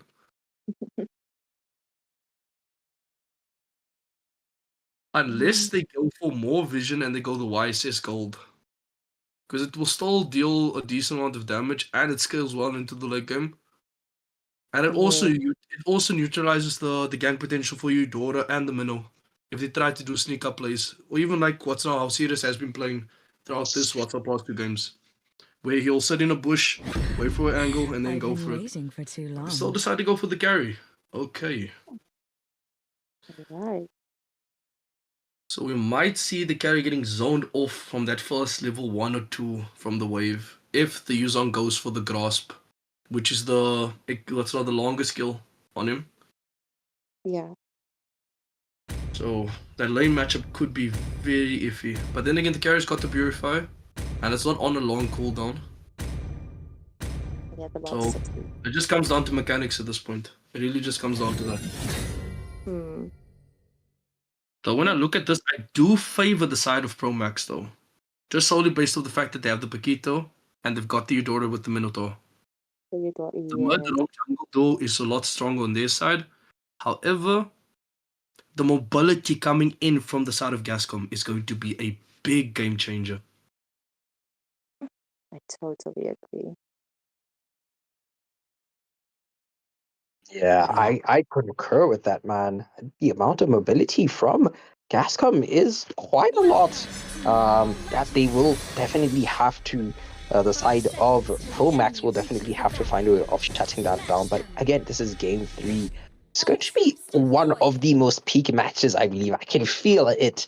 It will be such a peak match, ladies and gentlemen. For anyone just joining us, you are joining game 3 between ProMax as well as Gascom BGGB. I do not know which way their name goes. But You're going to get yourself banned. Gascom 2.0, ladies and gentlemen. After this will be Before You versus Gascom Esports. But for now, we are about to witness a game 3 gameplay, and we already see a bit of damage going onto the Minotaur. Then again, like I said, it's very hard for the Minotaur to play aggressive.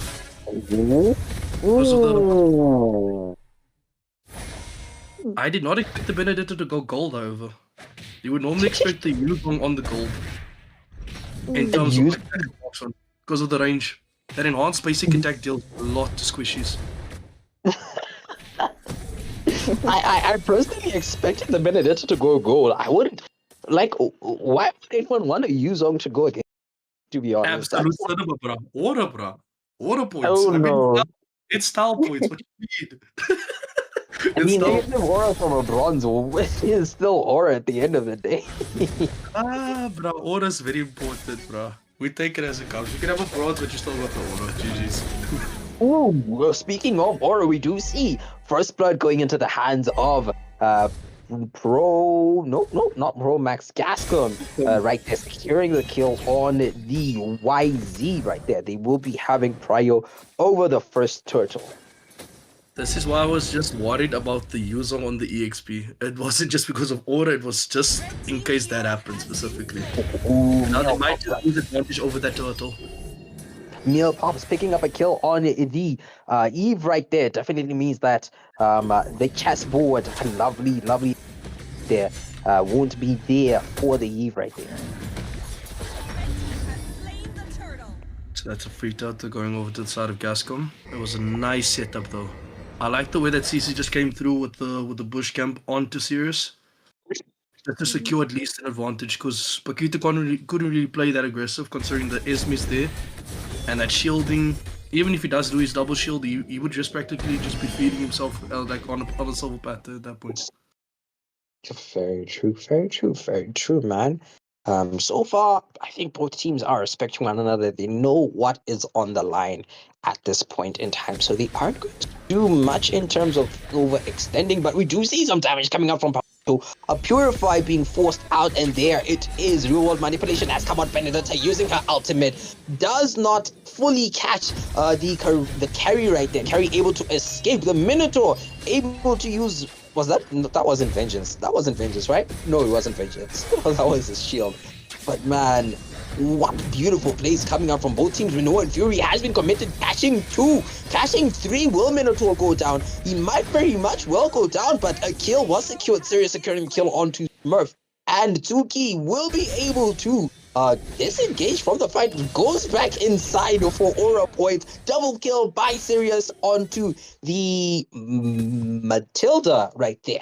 And the fight dissipates. It is currently still standing at 3-3, surprisingly. Honestly, that fight might have just leveled the playing field. They just need to keep this consistent pace as the side of ProMax.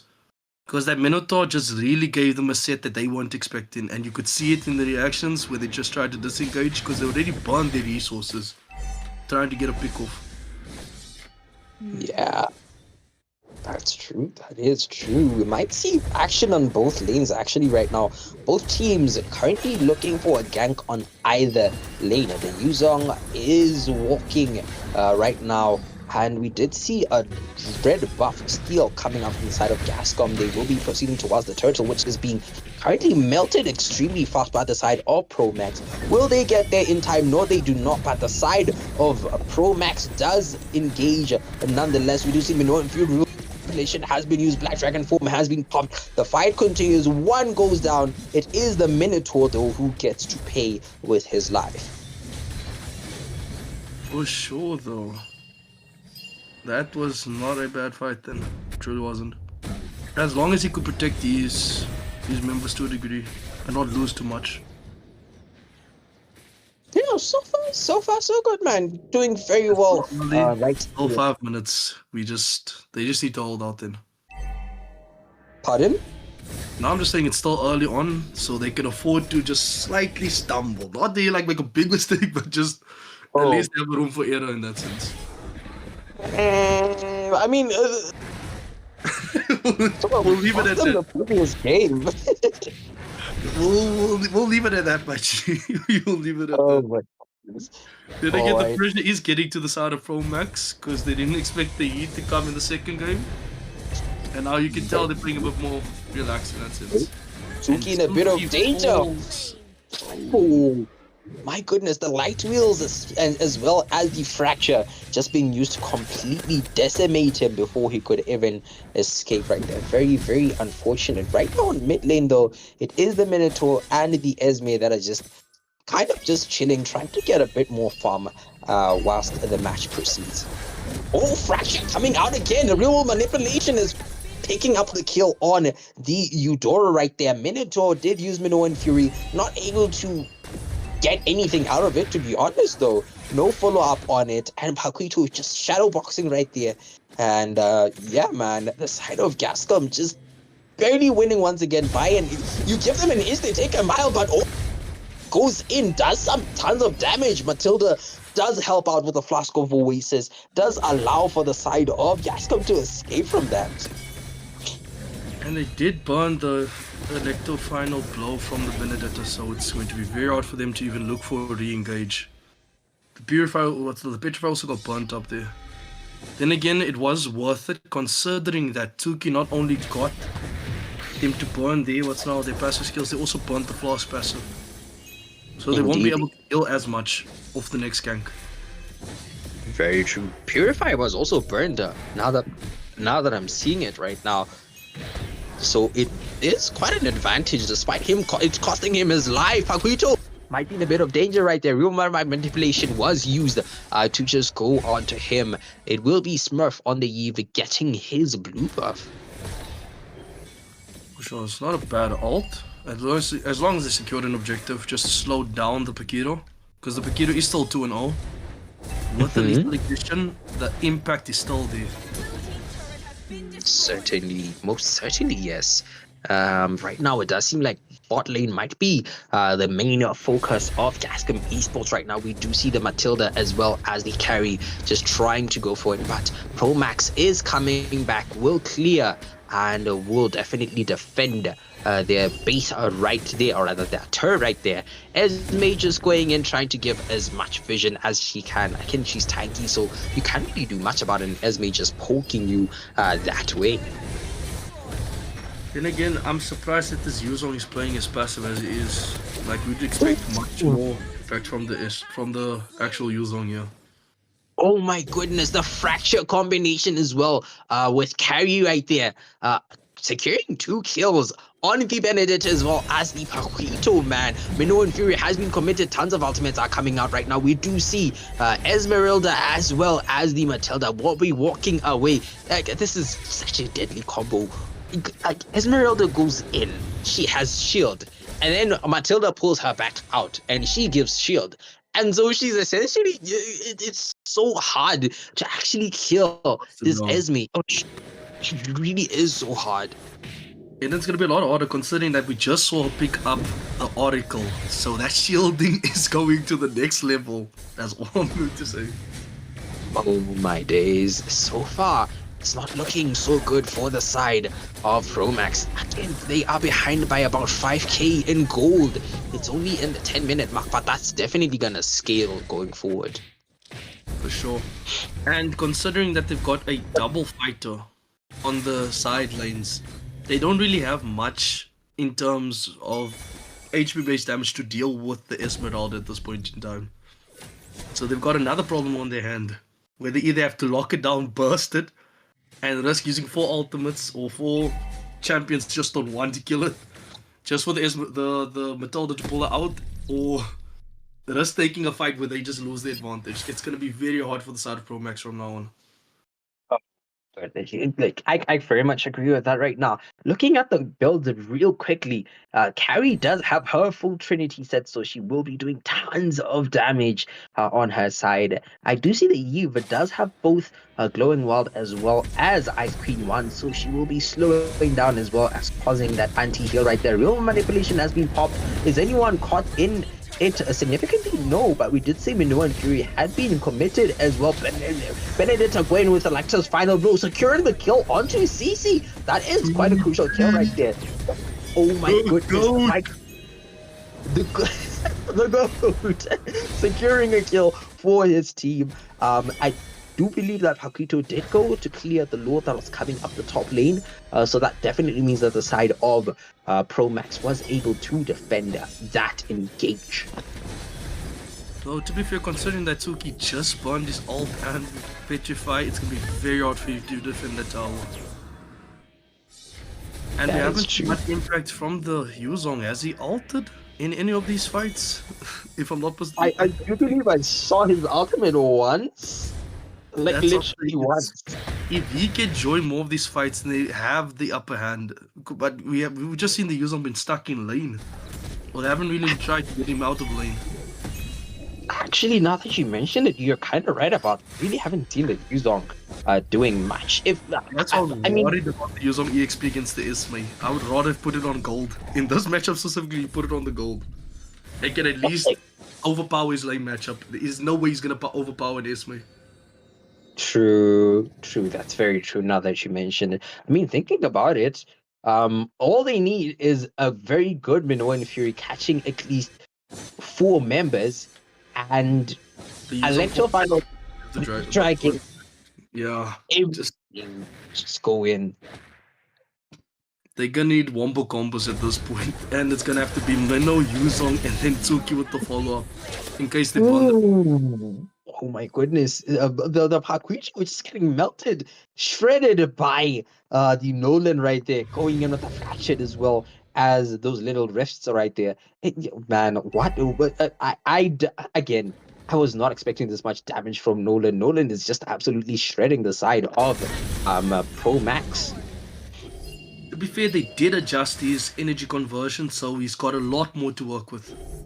And he has the fastest jungle clear, if I'm not mistaken now. Like, at this point, considering the fact that they buffed a lot of his skills, he might have one of the fastest clears.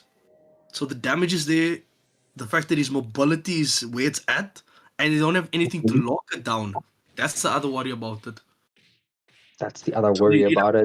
And they can't even lock down the carry with this composition, so the carry is just going to be able to, if your guys try to deal with him and they disengage, the carry is going to be there. If your guys use all your CC skills, the carry is just going to be there. And like, hey, what's up, boss? I will do it. And then it might just be Chai. Have bait out some skills, to be honest. If they can bait out carry's passive, but oh my goodness, tons of... You don't want to be seeing that much damage going on attack. And we do see the Paquito going down once again, second form being popped. Minoan Fury catching 3. No follow up though. Electro Final Blow coming in just a bit late. And we do see, oh my gosh, ladies and gentlemen, it is Wukong. I think this might be the end of it. It's going down. One person left. That's a beautiful performance. What a man. Oh, minions. MVP minions. I'm telling you, the minions in my games, they don't do that. This is wrong. This is wrong. This is wrong. No, the minions never defend my base. What you mean? What you mean? Oh my gosh. Minions is buying a bit of time, but it is not enough, ladies and gentlemen. Exactly at 14 minutes, the side of Gascom wins against ProMax. That means that the side of ProMax, I believe, they will be losing their position. I believe. Yes? No? Yes? The challenges were not mistaken. Oh, no, yeah. So it is. Yeah, ProMax was yes. the 25th position, so they did lose this challenge, meaning they still remain. And Gascom 2.0 definitely remains in power in position 22. Certainly. Thank you all for joining us. So we are going to be going into the next match. Obviously, that one was supposed to start at 9 o'clock, but you know, I feel like the Gascom people will understand, you know, because like this is the Gascom family, and they held their own. They were able to defend their position. Obviously, this time around we're gonna have a different matchup, but Gascom Bangam remains in 22. Obviously, this cycle ends today, but it does mean that for the next cycle we're gonna have another power ranking system. But this time around, it does conclude with ProMax on 25. Gascom, obviously, I think that they put up a formidable performance. They are also registered for the MSEA Cup, which is starting around the end of the month. That's exactly why we are all here. But in the meantime, there is going to be the Women's Invitational, which does start tomorrow. So hopefully you guys, or the draw is released tomorrow. So hopefully you guys pull up for that. The 10 captains from both of those two teams are going to be showing up in a fun exhibition match, followed up by a 3v3 brawl. So show up for that. In the meantime, we are going to take a 5-minute break. So at exactly 21:40 rather, we'll be starting with the next match. So in the meantime, we'll see you in a bit. Cheers.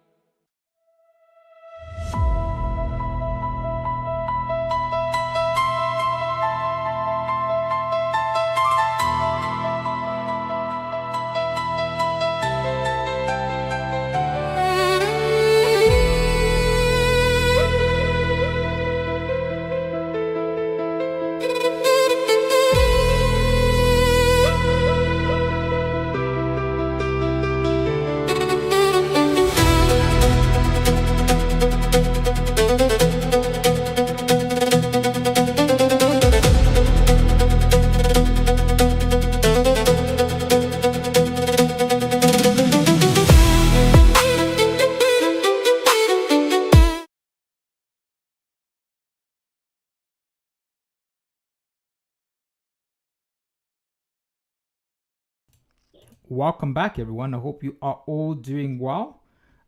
You are joining us for the final game of the evening. This time around is going to be, of course, another Gascom team.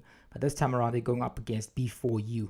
Obviously, you all know how the ranks are, how the teams are. Let's see if it's going to be another Gascom continuation of the win, as B4U is actually challenging Gascom. So the challenger for this match is going to be B4U. And the match is ready. We are ready. Megamind is going to be joining me. I believe Kaito will also be joining us as soon as we can hear his mic. But let's jump into this last game of the evening. But let's see if it goes the full 3 matches, or is it going to be a short evening or shorter evening? It's already been a long evening. What are your thoughts, Megamind, on the game so far? I want a game 3. Those are my thoughts. Okay, Megamind wants a game 3. Let's see how it goes, as the first bans is going to be coming this time around. It's going to be for the side of B4U, the challengers. They want to take away BG's what do you call this, brothers? What do you call them? Yeah, brother squad. They want to take them off this. Obviously, when they added BG to the Gascom lineup, this one became, they called it Gascom Prime. That's the name they got. So this is Gascom Prime, and the other Gascom is called Gascom BG, of course. So yeah, let's see some exciting matches as we are jumping into this. Kai, I still can't hear you, but I believe you're going to be joining us on the matches. So yeah, let's go. First ban already coming out, and they're already taking out the Puck, and they're already taking out the Muscle. Understandably so. It's one of the heroes that Chuck Norris is pretty comfortable on. Right, we did see the glue ban coming from the side of Gascom Esports right there. So it will be Chuck Norris who will be coming out with the next ban for the side of Gascom Esports. I believe we might see possibly a meta ban. Would it be a target ban? I don't expect a target ban. The glue is certainly a target ban. I believe they've got the #1 glue player in South Africa, so that's certainly a respect ban there from the side of Gascom. But let's see how they do as another respect ban, as that's one of P-Pomp's most comfortable picks, the Melissa and the Leslie. So they take that out just so that they don't have to deal with it, But they do decide to also take out the Billeric, which is another hero that's so consistent in the meta right now, especially with that Eudora. Obviously, in the last match they lost. I just think that Gascom was just snowballing, man. The Nolan was on fire in that match, mounting a puck. Paquito had absolutely nothing, no time to react with anything. But they do take up the hero though. Hero has been picked up by the side of B4U. I'm noticing just now that Jog has renamed to Jog Goat. So we are about to see some goated gameplay from the side of Gascom Esports. We do see them locking in the hero, not the Hiraro, sorry, but the Eudora, though by Drago Mouth, I believe. Certainly, and they see that the Eudora is going to be there. Chuck Norris is still deciding what they want to go for here. I mean, but the thing is, it might be a coincidence, but in the server, if you see a Hiraro in your lineup, it's leading to those wins, man. I think she's just so versatile, and the skill immunities that she brings is certainly very, very good for those team fights and just picking off. But I do see Zlan is responding with his signature pick with another recently buffed hero. That's going to be the Ling. So let's see how he performs on this, especially since they do have the Eudora on their side. So if it was the other way around and the enemy had a Eudora, it was going to be hectic. But they are picking up another good hero in the meta right now, and that is going to be the Dinosaur. I think those are 2 people. Yeah, it's Barat and the dinosaur person. Yeah, Dexter. No, Dexter is the thing that Chloe has. The Tona. Yeah. But Minnow and Barat. So far, it's a solid draft coming in from B4U. All right. Lucky Go Kenny is saying you arrived late. You are just in time for a pick match, my guy. By the way, there is stream delay on, so you're hearing this a bit later. But yeah, Joe Gold will be the next one picking up the hero for the side of Gascom Esports. Ladies and gentlemen, what will he pick? Currently showing the muscle of and locks it in. We are going to be seeing some interesting spears of destruction right here. Just going in, getting some super kills and stuff. And this is going to be a peak game. Certainly, and I feel like sleeping is noted a very important thing. These 2 teams were supposed to play a third place and fourth place match in the last Paradox Africa Esports Regional Cup. So this is basically the match we never got to see. Because I believe before you forfeited, I was like, what do you mean you're going to forfeit on the biggest night of them all? But yeah, so this is like a rematch. So let's see how that scenario would have played out if this match actually did happen. To be fair, though, if we're talking about how it went back then, before we get onto that, we do see the Leslie and the Claude ban already onto Piet Pompey's case right now. I believe what's left for Piet Pompey's might be the Erythia, possibly, but I don't know how that would work. But ladies and gentlemen, we do see the Esme ban coming out from the side of Before You as well. They should be banning out the next character in a second or so.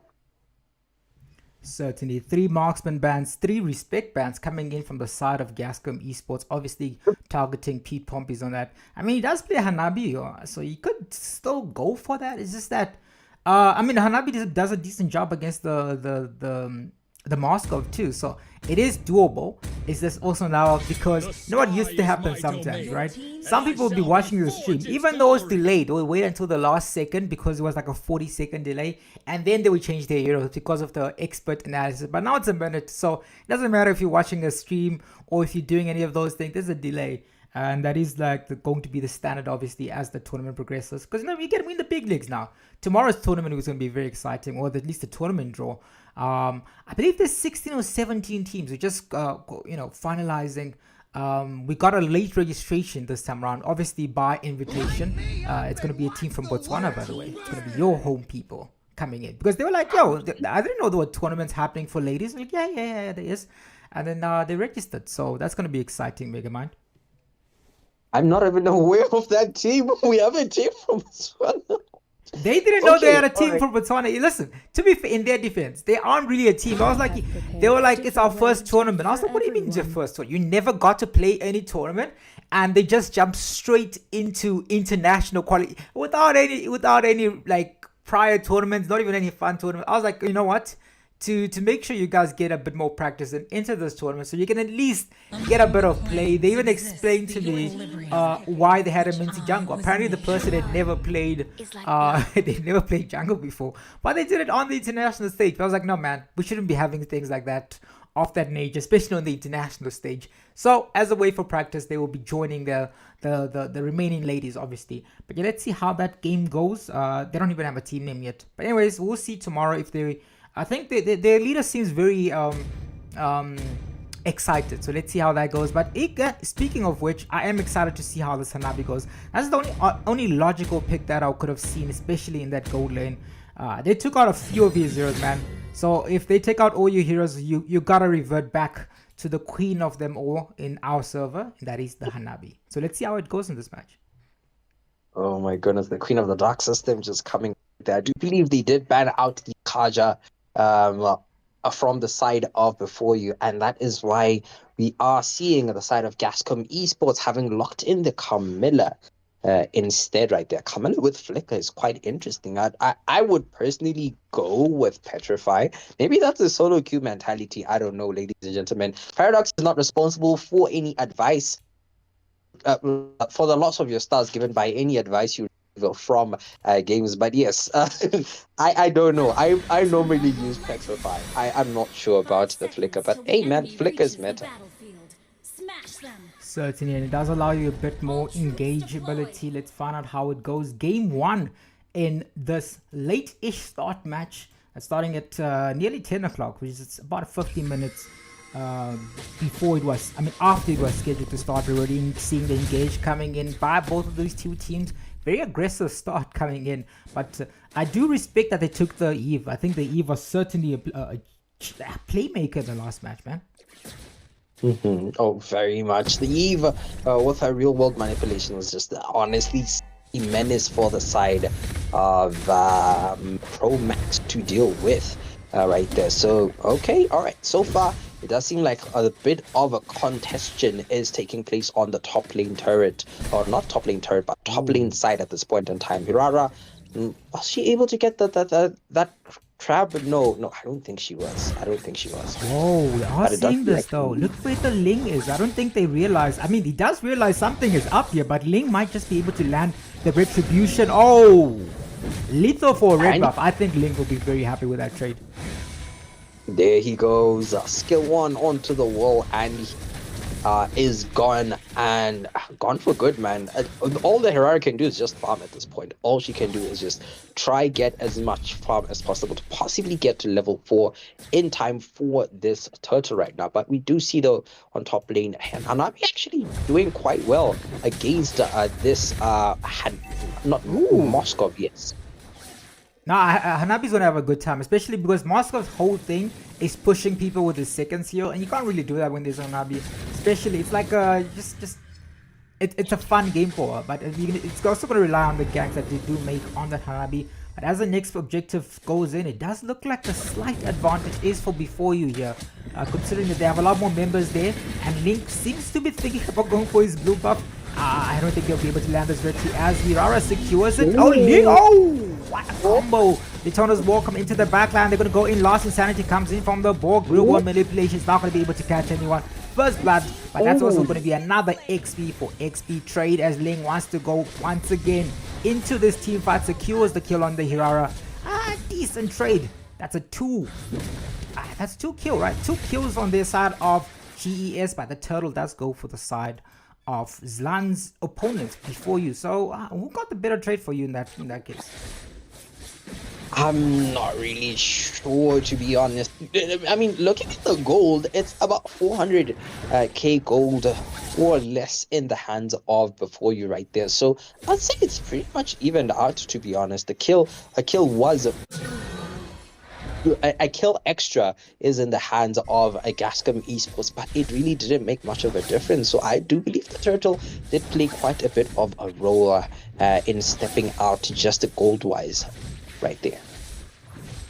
Certainly, and they are going to be still farming up, but I see already there's the team fight happening in the top lane. Pete Bomb is very low. Moscow goes in. A bit worried. Oh, that comes the Link. Comes in. The Curse of Vap. Oh my goodness. A deletion. 3 kills for the side of Gas. What a combo, man. Minoan Fury wasn't enough to do anything in that engage, but that's a return kill on that Eudora. That was personal. I believe Echo had a personal vendetta, definitely had to secure a kill for his team going down that way. Again, that was such a beautiful combo, just like you said. The side of Before You able to get the gold plating off of the top, not Before You rather, but Gascom able to take the gold plating off of Before You right there. Definitely their Moscow will be just slightly ahead of this Hanabi. The gold quickly, Hanabi at 2.6 and the Moscow at 2.6 as well. He's actually behind, surprising. Yeah, he's actually behind, just slightly though. Certainly, and we are going to be seeing that there is going to be some action coming in here as they're really starting off with the objective, putting it to the side, but no one seems to be going for it yet. They're just zoning each other out. Goes the Expo right there. Very nice flames from this Metro whatnot skin. We do see Last Insanity catching Natalia. Beautiful stuff. Curse of Blood going in. Not Lunox, but Lane catching up the turtle right there. Does secure a mega kill. The fight continues right now. We do see Pierre Pompey securing a kill. Still going for the Expo. Does have some shield right there. However, against the Moscow as well as the Expo might be a bit too much for him to handle. Ling getting a kill. Joe Goat getting a kill as well. Double kill for the Ling. And that is how many kills? That was 4 kills into the hands of Gascom Esports right there, with only 2 kills into the hands of Before You. Certainly, man. What a play coming in from Gascom as they are able to clear out the massive pressure onto this map. They're able to secure 2 towers, 4 kills. And so far, they seem to be in control, especially the Ling, man. Very slippery. The only person that can realistically maybe pin down the Ling is the Minnow, but he's just managing to negate every single thing that the Minnow throws at him. Yes, Chuck Norris is safely waiting for the Minnow to make a mistake, but looks like another turret secured. Indeed, Minoan Fury goes out. We do see Curse of Blood catching 3. Oh my goodness, Moscow comes in with the stun. Tons of damage coming out. Double kill for the Moscow. And another one slain down. Lingo ultimate does not catch the cleanup kill right behind. the plot, ladies and gentlemen. It is for the plot. MPL Africa. We do see Brats is currently against 4 right now. Will he be able to survive? I do not. Oh! Okay, I mean, he missed, but he actually survived because of that. And ladies and gentlemen, it seems like Brats won't be going back to base by force and will actually just go back to his lane. Yeah, Ling was, it felt like his aura bar was far too much, so he had to do something. I was like, what are you doing? He was just dancing around the turret. Anyways, 3 seconds towards the next objective. It is going to be a good chance for the side of B4 to at least get something out of this engagement. So far, the other team that is a bit behind when it comes to neutral objectives, they haven't been able to, I mean, they've been landing or able to contest, but it just ends up going to the side of Gascom, especially with those kills that they do just end up just battling this out, you know? Moni, the lane gameplay just went on the live stream. I'm just it's funny, yeah, because sleeping was like Ling is cooking, and then he just played the craziest combo I've seen in a while. FPL Africa by Kenny moved. Oh my goodness, double kill by the lane. Definitely does not want his name to be bullied right there. And we did see another kill on the Hanabi. I didn't see who got that kill, but Joe Gold also going down in the process, man. That is definitely more of an advantage in the hands of the side of Gascom Esports. We're currently sitting at a 5k-ish gold lead at this point in time. Certainly, 70 seconds towards the next objective here. I was not having a good time now. Yeah, I feel like I might have actually cursed him because I was like, every time I see a Hirara picked up, the enemy ends up winning. But so far, they have 0 turrets on their side. It's certainly very, very difficult to penetrate the defenses of Gascom right now. The only thing they can possibly try to do is split push, but they also have a good response to the Barats. It's an Xbox, man, and Xbox just is simply mouse the tankier the target that they have, especially in that XP lane, and it's very slippery to catch too. So far, in most of the lanes, it's just so difficult. And the response that they have to the Minorum Fury is certainly the curse blood coming on that Camilla. So every time they do want to make a combo happen, Camilla comes in, links them, the ball just executes everyone. That's the problem so far. It is the problem, man. It's such a well-drafted composition by the side of Gascom Esports right now. Again, before you doesn't have a response for a lot of heroes. They don't have a response for the Curse of Blood. It's only splitting up that can actually result in them doing so. But they don't want to split up because they don't have that kind of AoE on them right there. Not AoE, but range. Curse of Blood catching 4.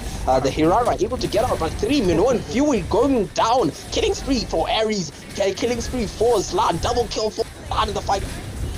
Being the GOAT, Echo gets a kill, is not able to survive though. Joe GOAT will be the one securing that kill. It is a full team wipe out by the side of Gascom Esports, and they are going for a Lord, and definitely people cannot.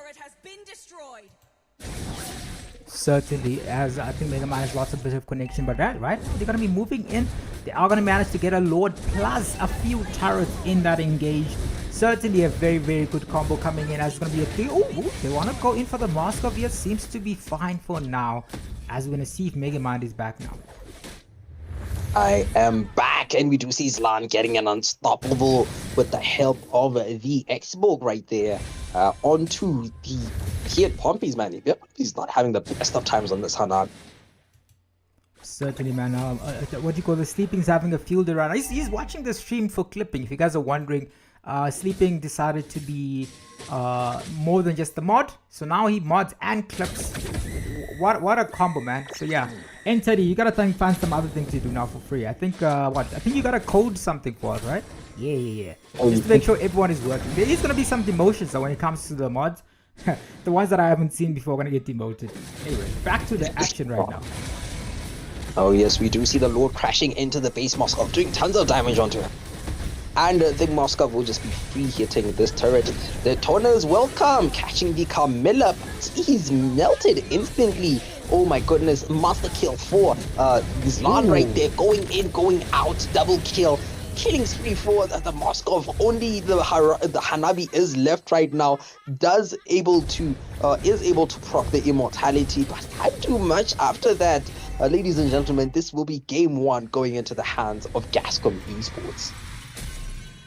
Certainly, and it wasn't even a close match, man. It just the pressure, the momentum, just everything was on the side of Gascom. It was just far too difficult to catch.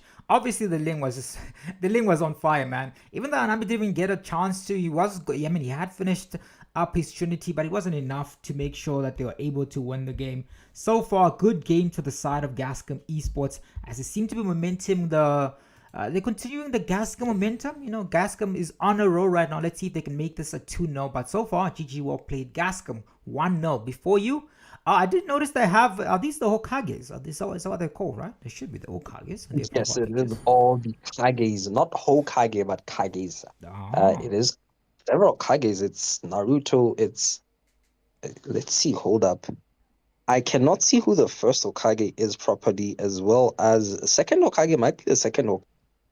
Not sure who that in the third picture is. Cannot see the eyes clearly, but that's definitely Naruto. And Minato, I believe, on the fourth and fifth picture. No, that's not Minato. Is that Minato? I mean, those both Naruto. Those are both Naruto. Yeah, those are both Narutos. I don't know what's could they going not on. decide on These are- another Kage, so they just both became Naruto? Let me see. Actually, I am friends with them. Let me see if I can just stalk them. I'm also waiting for a few of them to rest ready. Let me see. How would I be able to find them? Let me see. Do I have one of these Kages on my friend list? Okay, I think I do. Okay. Okay, there we go. Lumi's using the third. Is it third or fourth? Fifth Hokage was Tsunade. Yeah, I was gonna ask chat now. Chat, which Kage is this? Okay, so this one, we got the first Kage on Wave. I don't know what that is. So we're gonna go to the second. This is on Wave. So now let's see what Echo has. Echo has another Kage on here. He has First Kage on Wave is the. Another one. Is this not? No, it's not. Is it? It's not. It's not. It's not Thingy's dad. It's not Gaara's dad, is it? No. Now I've got Lumi. Lumi has got this Kage who looks. I've seen this. This is the Kage that's mean to Naruto. I forgot his name though, but he's got a white beard. That's the fourth or third Kage. Fourth Kage. That's the fourth Kage if I remember well. Fourth Hokage. Okay, we've got the last Hobo Bender. This is definitely Naruto. I can laugh myself and know that this is 100% Naruto. 100% Naruto. Okay, cool. Now we're gonna go to the. We're waiting for them to come back. Now I'm gonna go. So the Hobo Bedler's got Naruto on. Pete Pompies has who? Let's see. Pete Pompies has Minato. So it looks like Naruto, but it's just his dad. Cool. Beanies is also here. Let's see what Beanies has. Beanies has Tsunade? Is that Tsunade? Yeah, this is Lady Tsunade. That one I know because I watched Naruto. Lolong joining in with the sixth. What was? Kakashi was the sixth Hokage, right? Yes. Yeah. Sixth Hokage. This looks like Kakashi on Lolong's profile picture though. This looks like Kakashi. Yeah, that's the one I'm talking about. Kakashi yes. sixth. Oh, he's also got Psyduck on Psyduck on his thingy on his profile. Oh, okay, that's cool.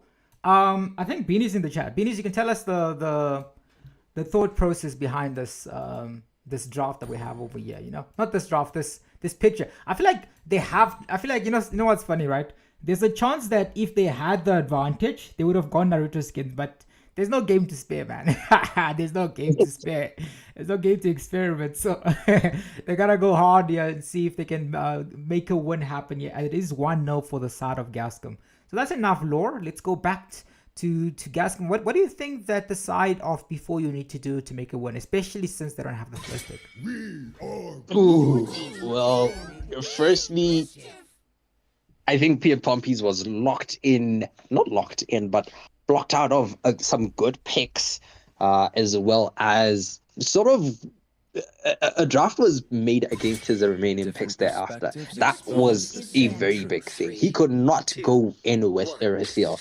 We know he has a very strong Erythiel, but Erythiel could not work in that particular composition, as well as his Melissa, Claude, and Leslie being banned. That was certainly a lot. That was certainly a very detrimental blow that was dealt by the side of Gascom Esports. So before you has to find a way of possibly breaking any type of code that the side of Gascom Esports is gonna come with to try and shut down their marksmen, because once they do that, you can definitely see the struggle is real. The struggle is real. Certainly. And when you think of this type of match, I think that it's certainly I think they played it very well. I mean, they understood where the pressure is, where the problems might be. They just took out all of his comfort picks, especially in that marksman. But this time around, it is a bit different. They do have a lot more heroes. Only the Melissa was taken out. Chuck Norris with the first pick. I'm assuming they might swap something out. I don't think they're gonna swap Chuck. Yeah, they're gonna give the mage up, because Chuck Norris, he likes to respond to the enemy roamers instead of just being the first one up there. Alrighty, we do see the Eudora as the first pick. But going quickly through the bans, it is a Gloom Atlas and Atlas on the side of Gascom Esports. And we do see Fear Puppy's actually locked the Leslie for the second game. Does not want to be deprived of his. Question is, will that play out very well, or were they actually baiting out the Leslie? I am not sure about that. We do see Echo picking up the Belleric one before you had banned out the Paquito Hirara as well as the Marcel. Certainly, and I think it was one of those decisions, man. Whether or not you can like leave it out, because it's obvious what's gonna come. They're gonna ban out his marksman. So he was like, you know what, guys? Rather I go comfort. They do have a decent hero in that Belleric. So let's find out how they use the Belleric with the flicker this time, and they do respond from the side of Gascom with a Brody that's going to be going in that gold lane. When was the last time I saw Brody was in MSC, I believe, in the EWC Cup. In a very strong there.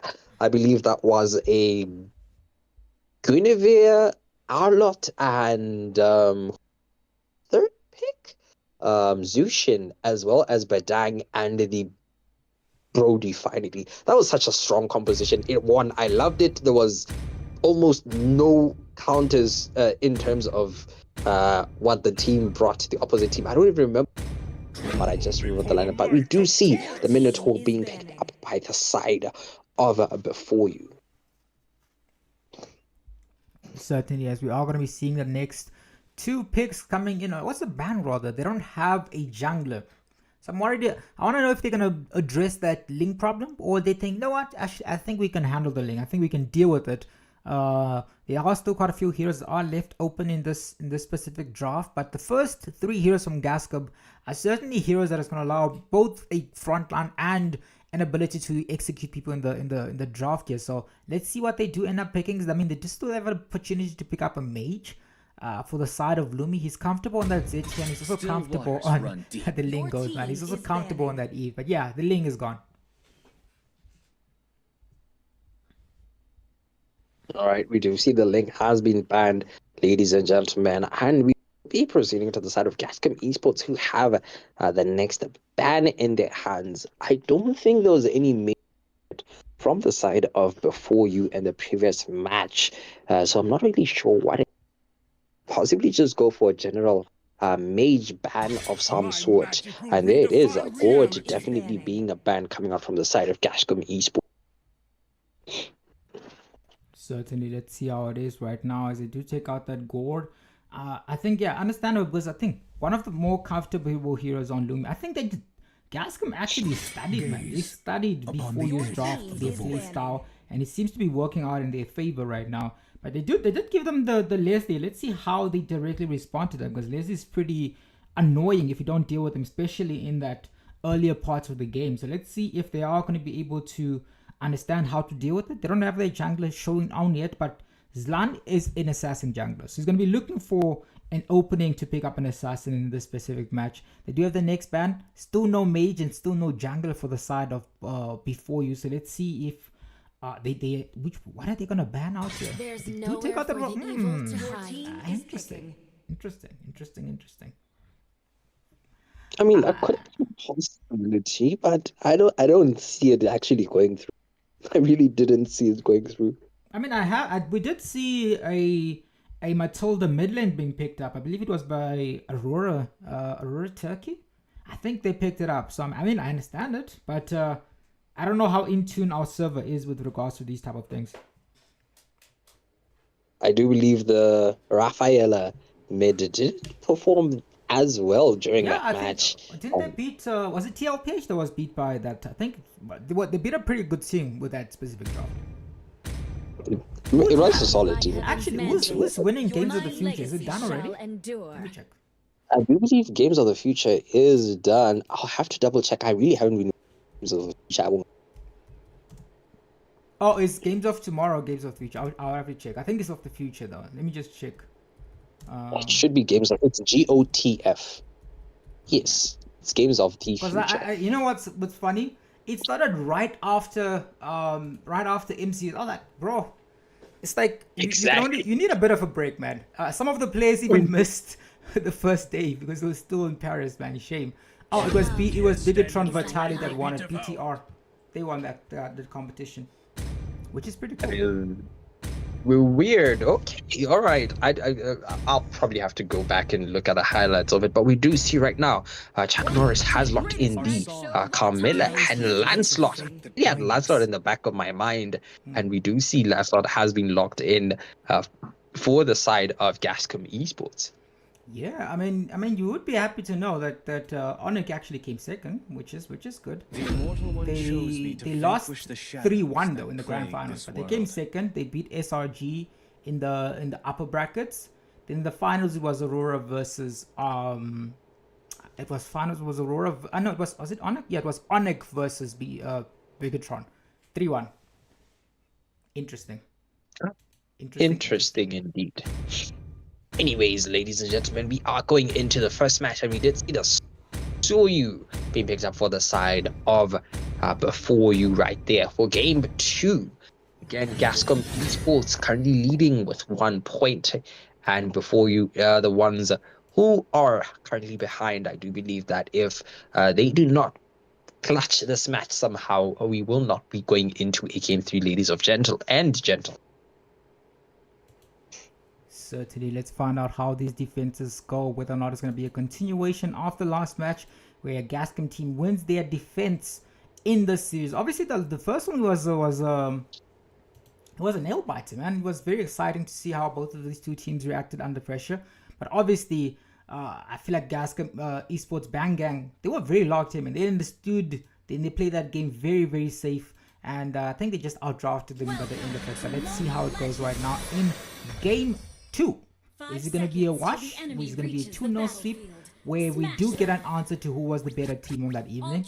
Lancelot versus Suyu. I haven't seen Suyu like dominating recently, man. I don't think he's good, but he's not dominating, you know? At least not in our server, once again. From what I've seen from our server, Suyu, I do believe this is part of his description. Yeah, Suyu is more of a cleanup hero. If the team doesn't deal enough damage, Suyu really can't perform and secure those kills, especially if he doesn't have a Sky Piercer. So I do believe that the side of Gascom might have a slight advantage, seeing as though the side of Before You doesn't have enough damage across the board to say so you could be relying on cleanup. But right now we do see Wave in a bit of danger. First blood going into the hands of Eudora right there. Oh my goodness, look how low Chuck Norris is, man. Very, very low. Still able to escape, but they are able to secure the first kill in that specific match. 50 seconds towards the next objective. It does still seem like both of these two teams are in a decent position, but the lead is slightly for the side of Gascom right now. Indeed, the side of Gascom having just that slight edge at this point in time. Even on the top lane, you do see the Barats having a field day against the Belleric right there. Before You currently has rotated towards the bottom side, or the bottom lane, the bottom area, I believe, or the right side, and they should be possibly preparing for a possible pick off before the turtle spawns, but it does seem like the turtle will be spawning in the next 10 seconds or so, and that will be their priority going forward. Certainly, as Wave is going to be there trying to go into the situation. Oh, actually, Flicker being forced onto Lumi. It is turtle time right now. But that's certainly a very good resource to burn out, as the CU wants to at least try to contest. He's already shown himself. CU's very good at saying, oh my goodness, not enough to get out of that engagement. Barat goes in with the Daytona's welcome, secures the kill. Retribution secured for the side of Gascom Esports. What an engage. What an engage indeed. A kill as well as a Turtle, definitely setting the side of Gascom Esports just a bit further ahead of before you right now. We do see Contestion going out for the red buff. Belleric taking tons of damage. Camilla's ult coming out as well, resulting in Lulog just getting absolutely shredded right there. The Belleric and the Minnow can't do anything but a recall. Certainly, they're trying their best in this situation. Even though Leslie is not having the best game. She's just stuck in that turret, unable to farm as much as she would like to. But I don't think she cares about the early game. She cares about the late game. So as long as no one is ganking her, I think she'll be very happy. So they do need to start addressing the Leslie problem. But Minnow doesn't even have level 4 yet. Camilla's already got that Curse of Blood in these team fights before the Minnow and Fury. My guy, and you can actually see the impact right now. Oh my goodness, wave of force to flicker out at this point in time. We do see tons of ultimates coming out. Fury of the Phoenix has been deployed, and they are able to secure the kill onto Joe Goat right there. And yeah, definitely something they were looking for. That is going to mean a bit more gold into the hands of Piet Poppies. Certainly, it is going to be another gang coming in. Camilla wants to go in. Off flickers into the Leslie. Comes in another flicker. Leslie's not surviving that. So he was thinking of going in, but he redirected his ultimate to dash out of that, because that was just a deletion and a half. Was it two flickers burned just to kill the Leslie? That's how important Pete Pompies is to the side of Gascom right now. Oh my goodness, this is going to be peak, ladies and gentlemen. We do see the Turtle will be spawning on the bottom side or the right side of the map. We do see currently Gascom Esports currently has prior over the Turtle area, just comfortably doing it right now. Again, Lancelot is not someone you can easily contest against the Turtle, with a flicker being burned out of Piet Pompies so early by the Tona, or the by Barats right there. Definitely is something that they're going to keep in mind going forward. So we might see some potential ganks onto the Barats. Not the Barats, but the Leslie. Certainly, it is time for the Barats to go in. And actually, no, they're gonna let Long farm up a bit. They're gonna give him his buff, but because they already have the advantage around 12,000 gold. No, 14,000 gold there to 12,000 nearly for the side of before you. Itemization wise, Brody's already got a few items, but Leslie, I mean, he skipped boots and went straight for Berserker, so he's hoping that damage is going to be there, and he's hoping no one ganks him, because he doesn't have boots in this kit. Oh, Curse of Blood coming out, only catching one. The one being Wave. Wave is a goodbye to his team right there. Very, very unfortunate for him right there. Getting caught out, picked off, and absolutely destroyed on the spot.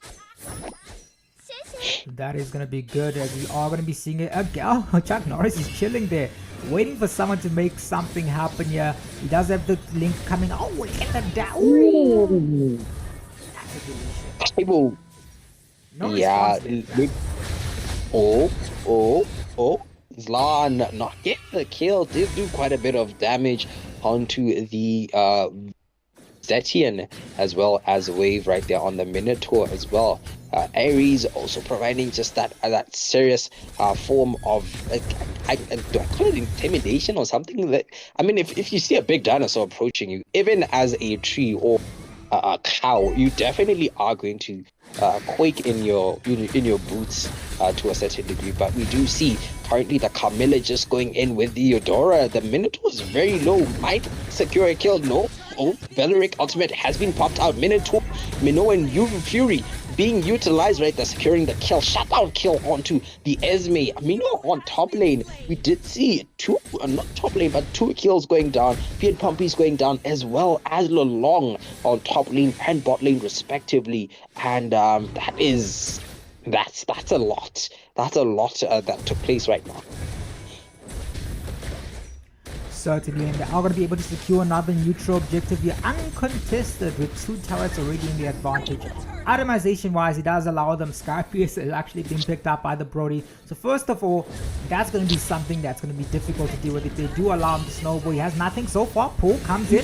Lumi in trouble, forced to use a flicker, is not going to be enough to get out of that. Shing, shing, shing, shing goes the Lancelot going in, poking and getting out. It's quite annoying to play against the Lancelot, but we do see not Bella, but Brody picking up another kill. Might pick a second kill right here. Goes for the flicker. Does not get the kill he was looking for to possibly get another stack on his Sky Piercer. Currently sitting at 1 stack.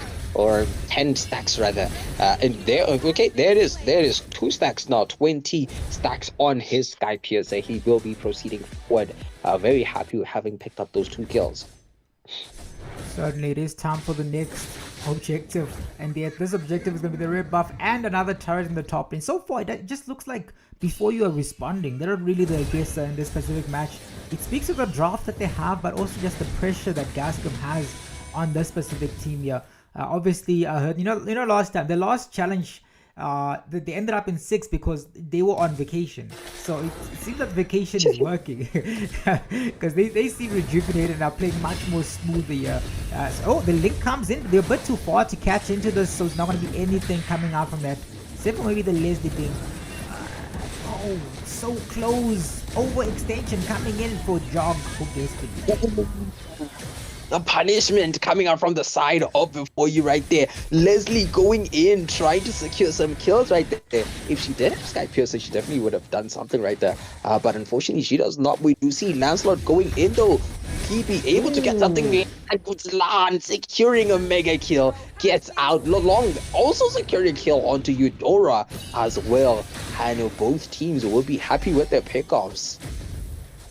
Certainly, it's a jungler kill under that assassination. So that's going to be time for the next objective. In terms of heroes that are useful on the map, I just think that Gascom is better heroes, but they're going to look to try and get another kill here. They know exactly where Echo is. Let's see if he's going to be able to escape. They've already spotted him on the map. Oh, it's going to be another fight going, but it's not like that's the tankiest target. I don't think the Belleric is too worried about going down, but Zlan wants to go straight to the back line. He's already there. Can he get the kill? At least he's trying to force a retreat. What is he trying to do here? I think he did get the buff, so exactly what he wants to get from that engage. Oh, no, he didn't. Didn't get the buff. Ooh, he does go towards the Lord area right now. It seems like Lord will be following in very shortly. Curse of Blood catching 3, 4. I don't know where the Tona will come. Stun, everything going in. The Tona able to secure a kill. Unstoppable. The Lancelot swing, he goes in. He uses his stuff. We do see not Leslie, but Zetian has been forced to flicker out. Minotaur going down as well. Sky Piercer stacks getting him. Monster kill for Zlan. Double kill for Chukot. Right there, ladies and gentlemen. It is a team wipe out by Gascom Esports.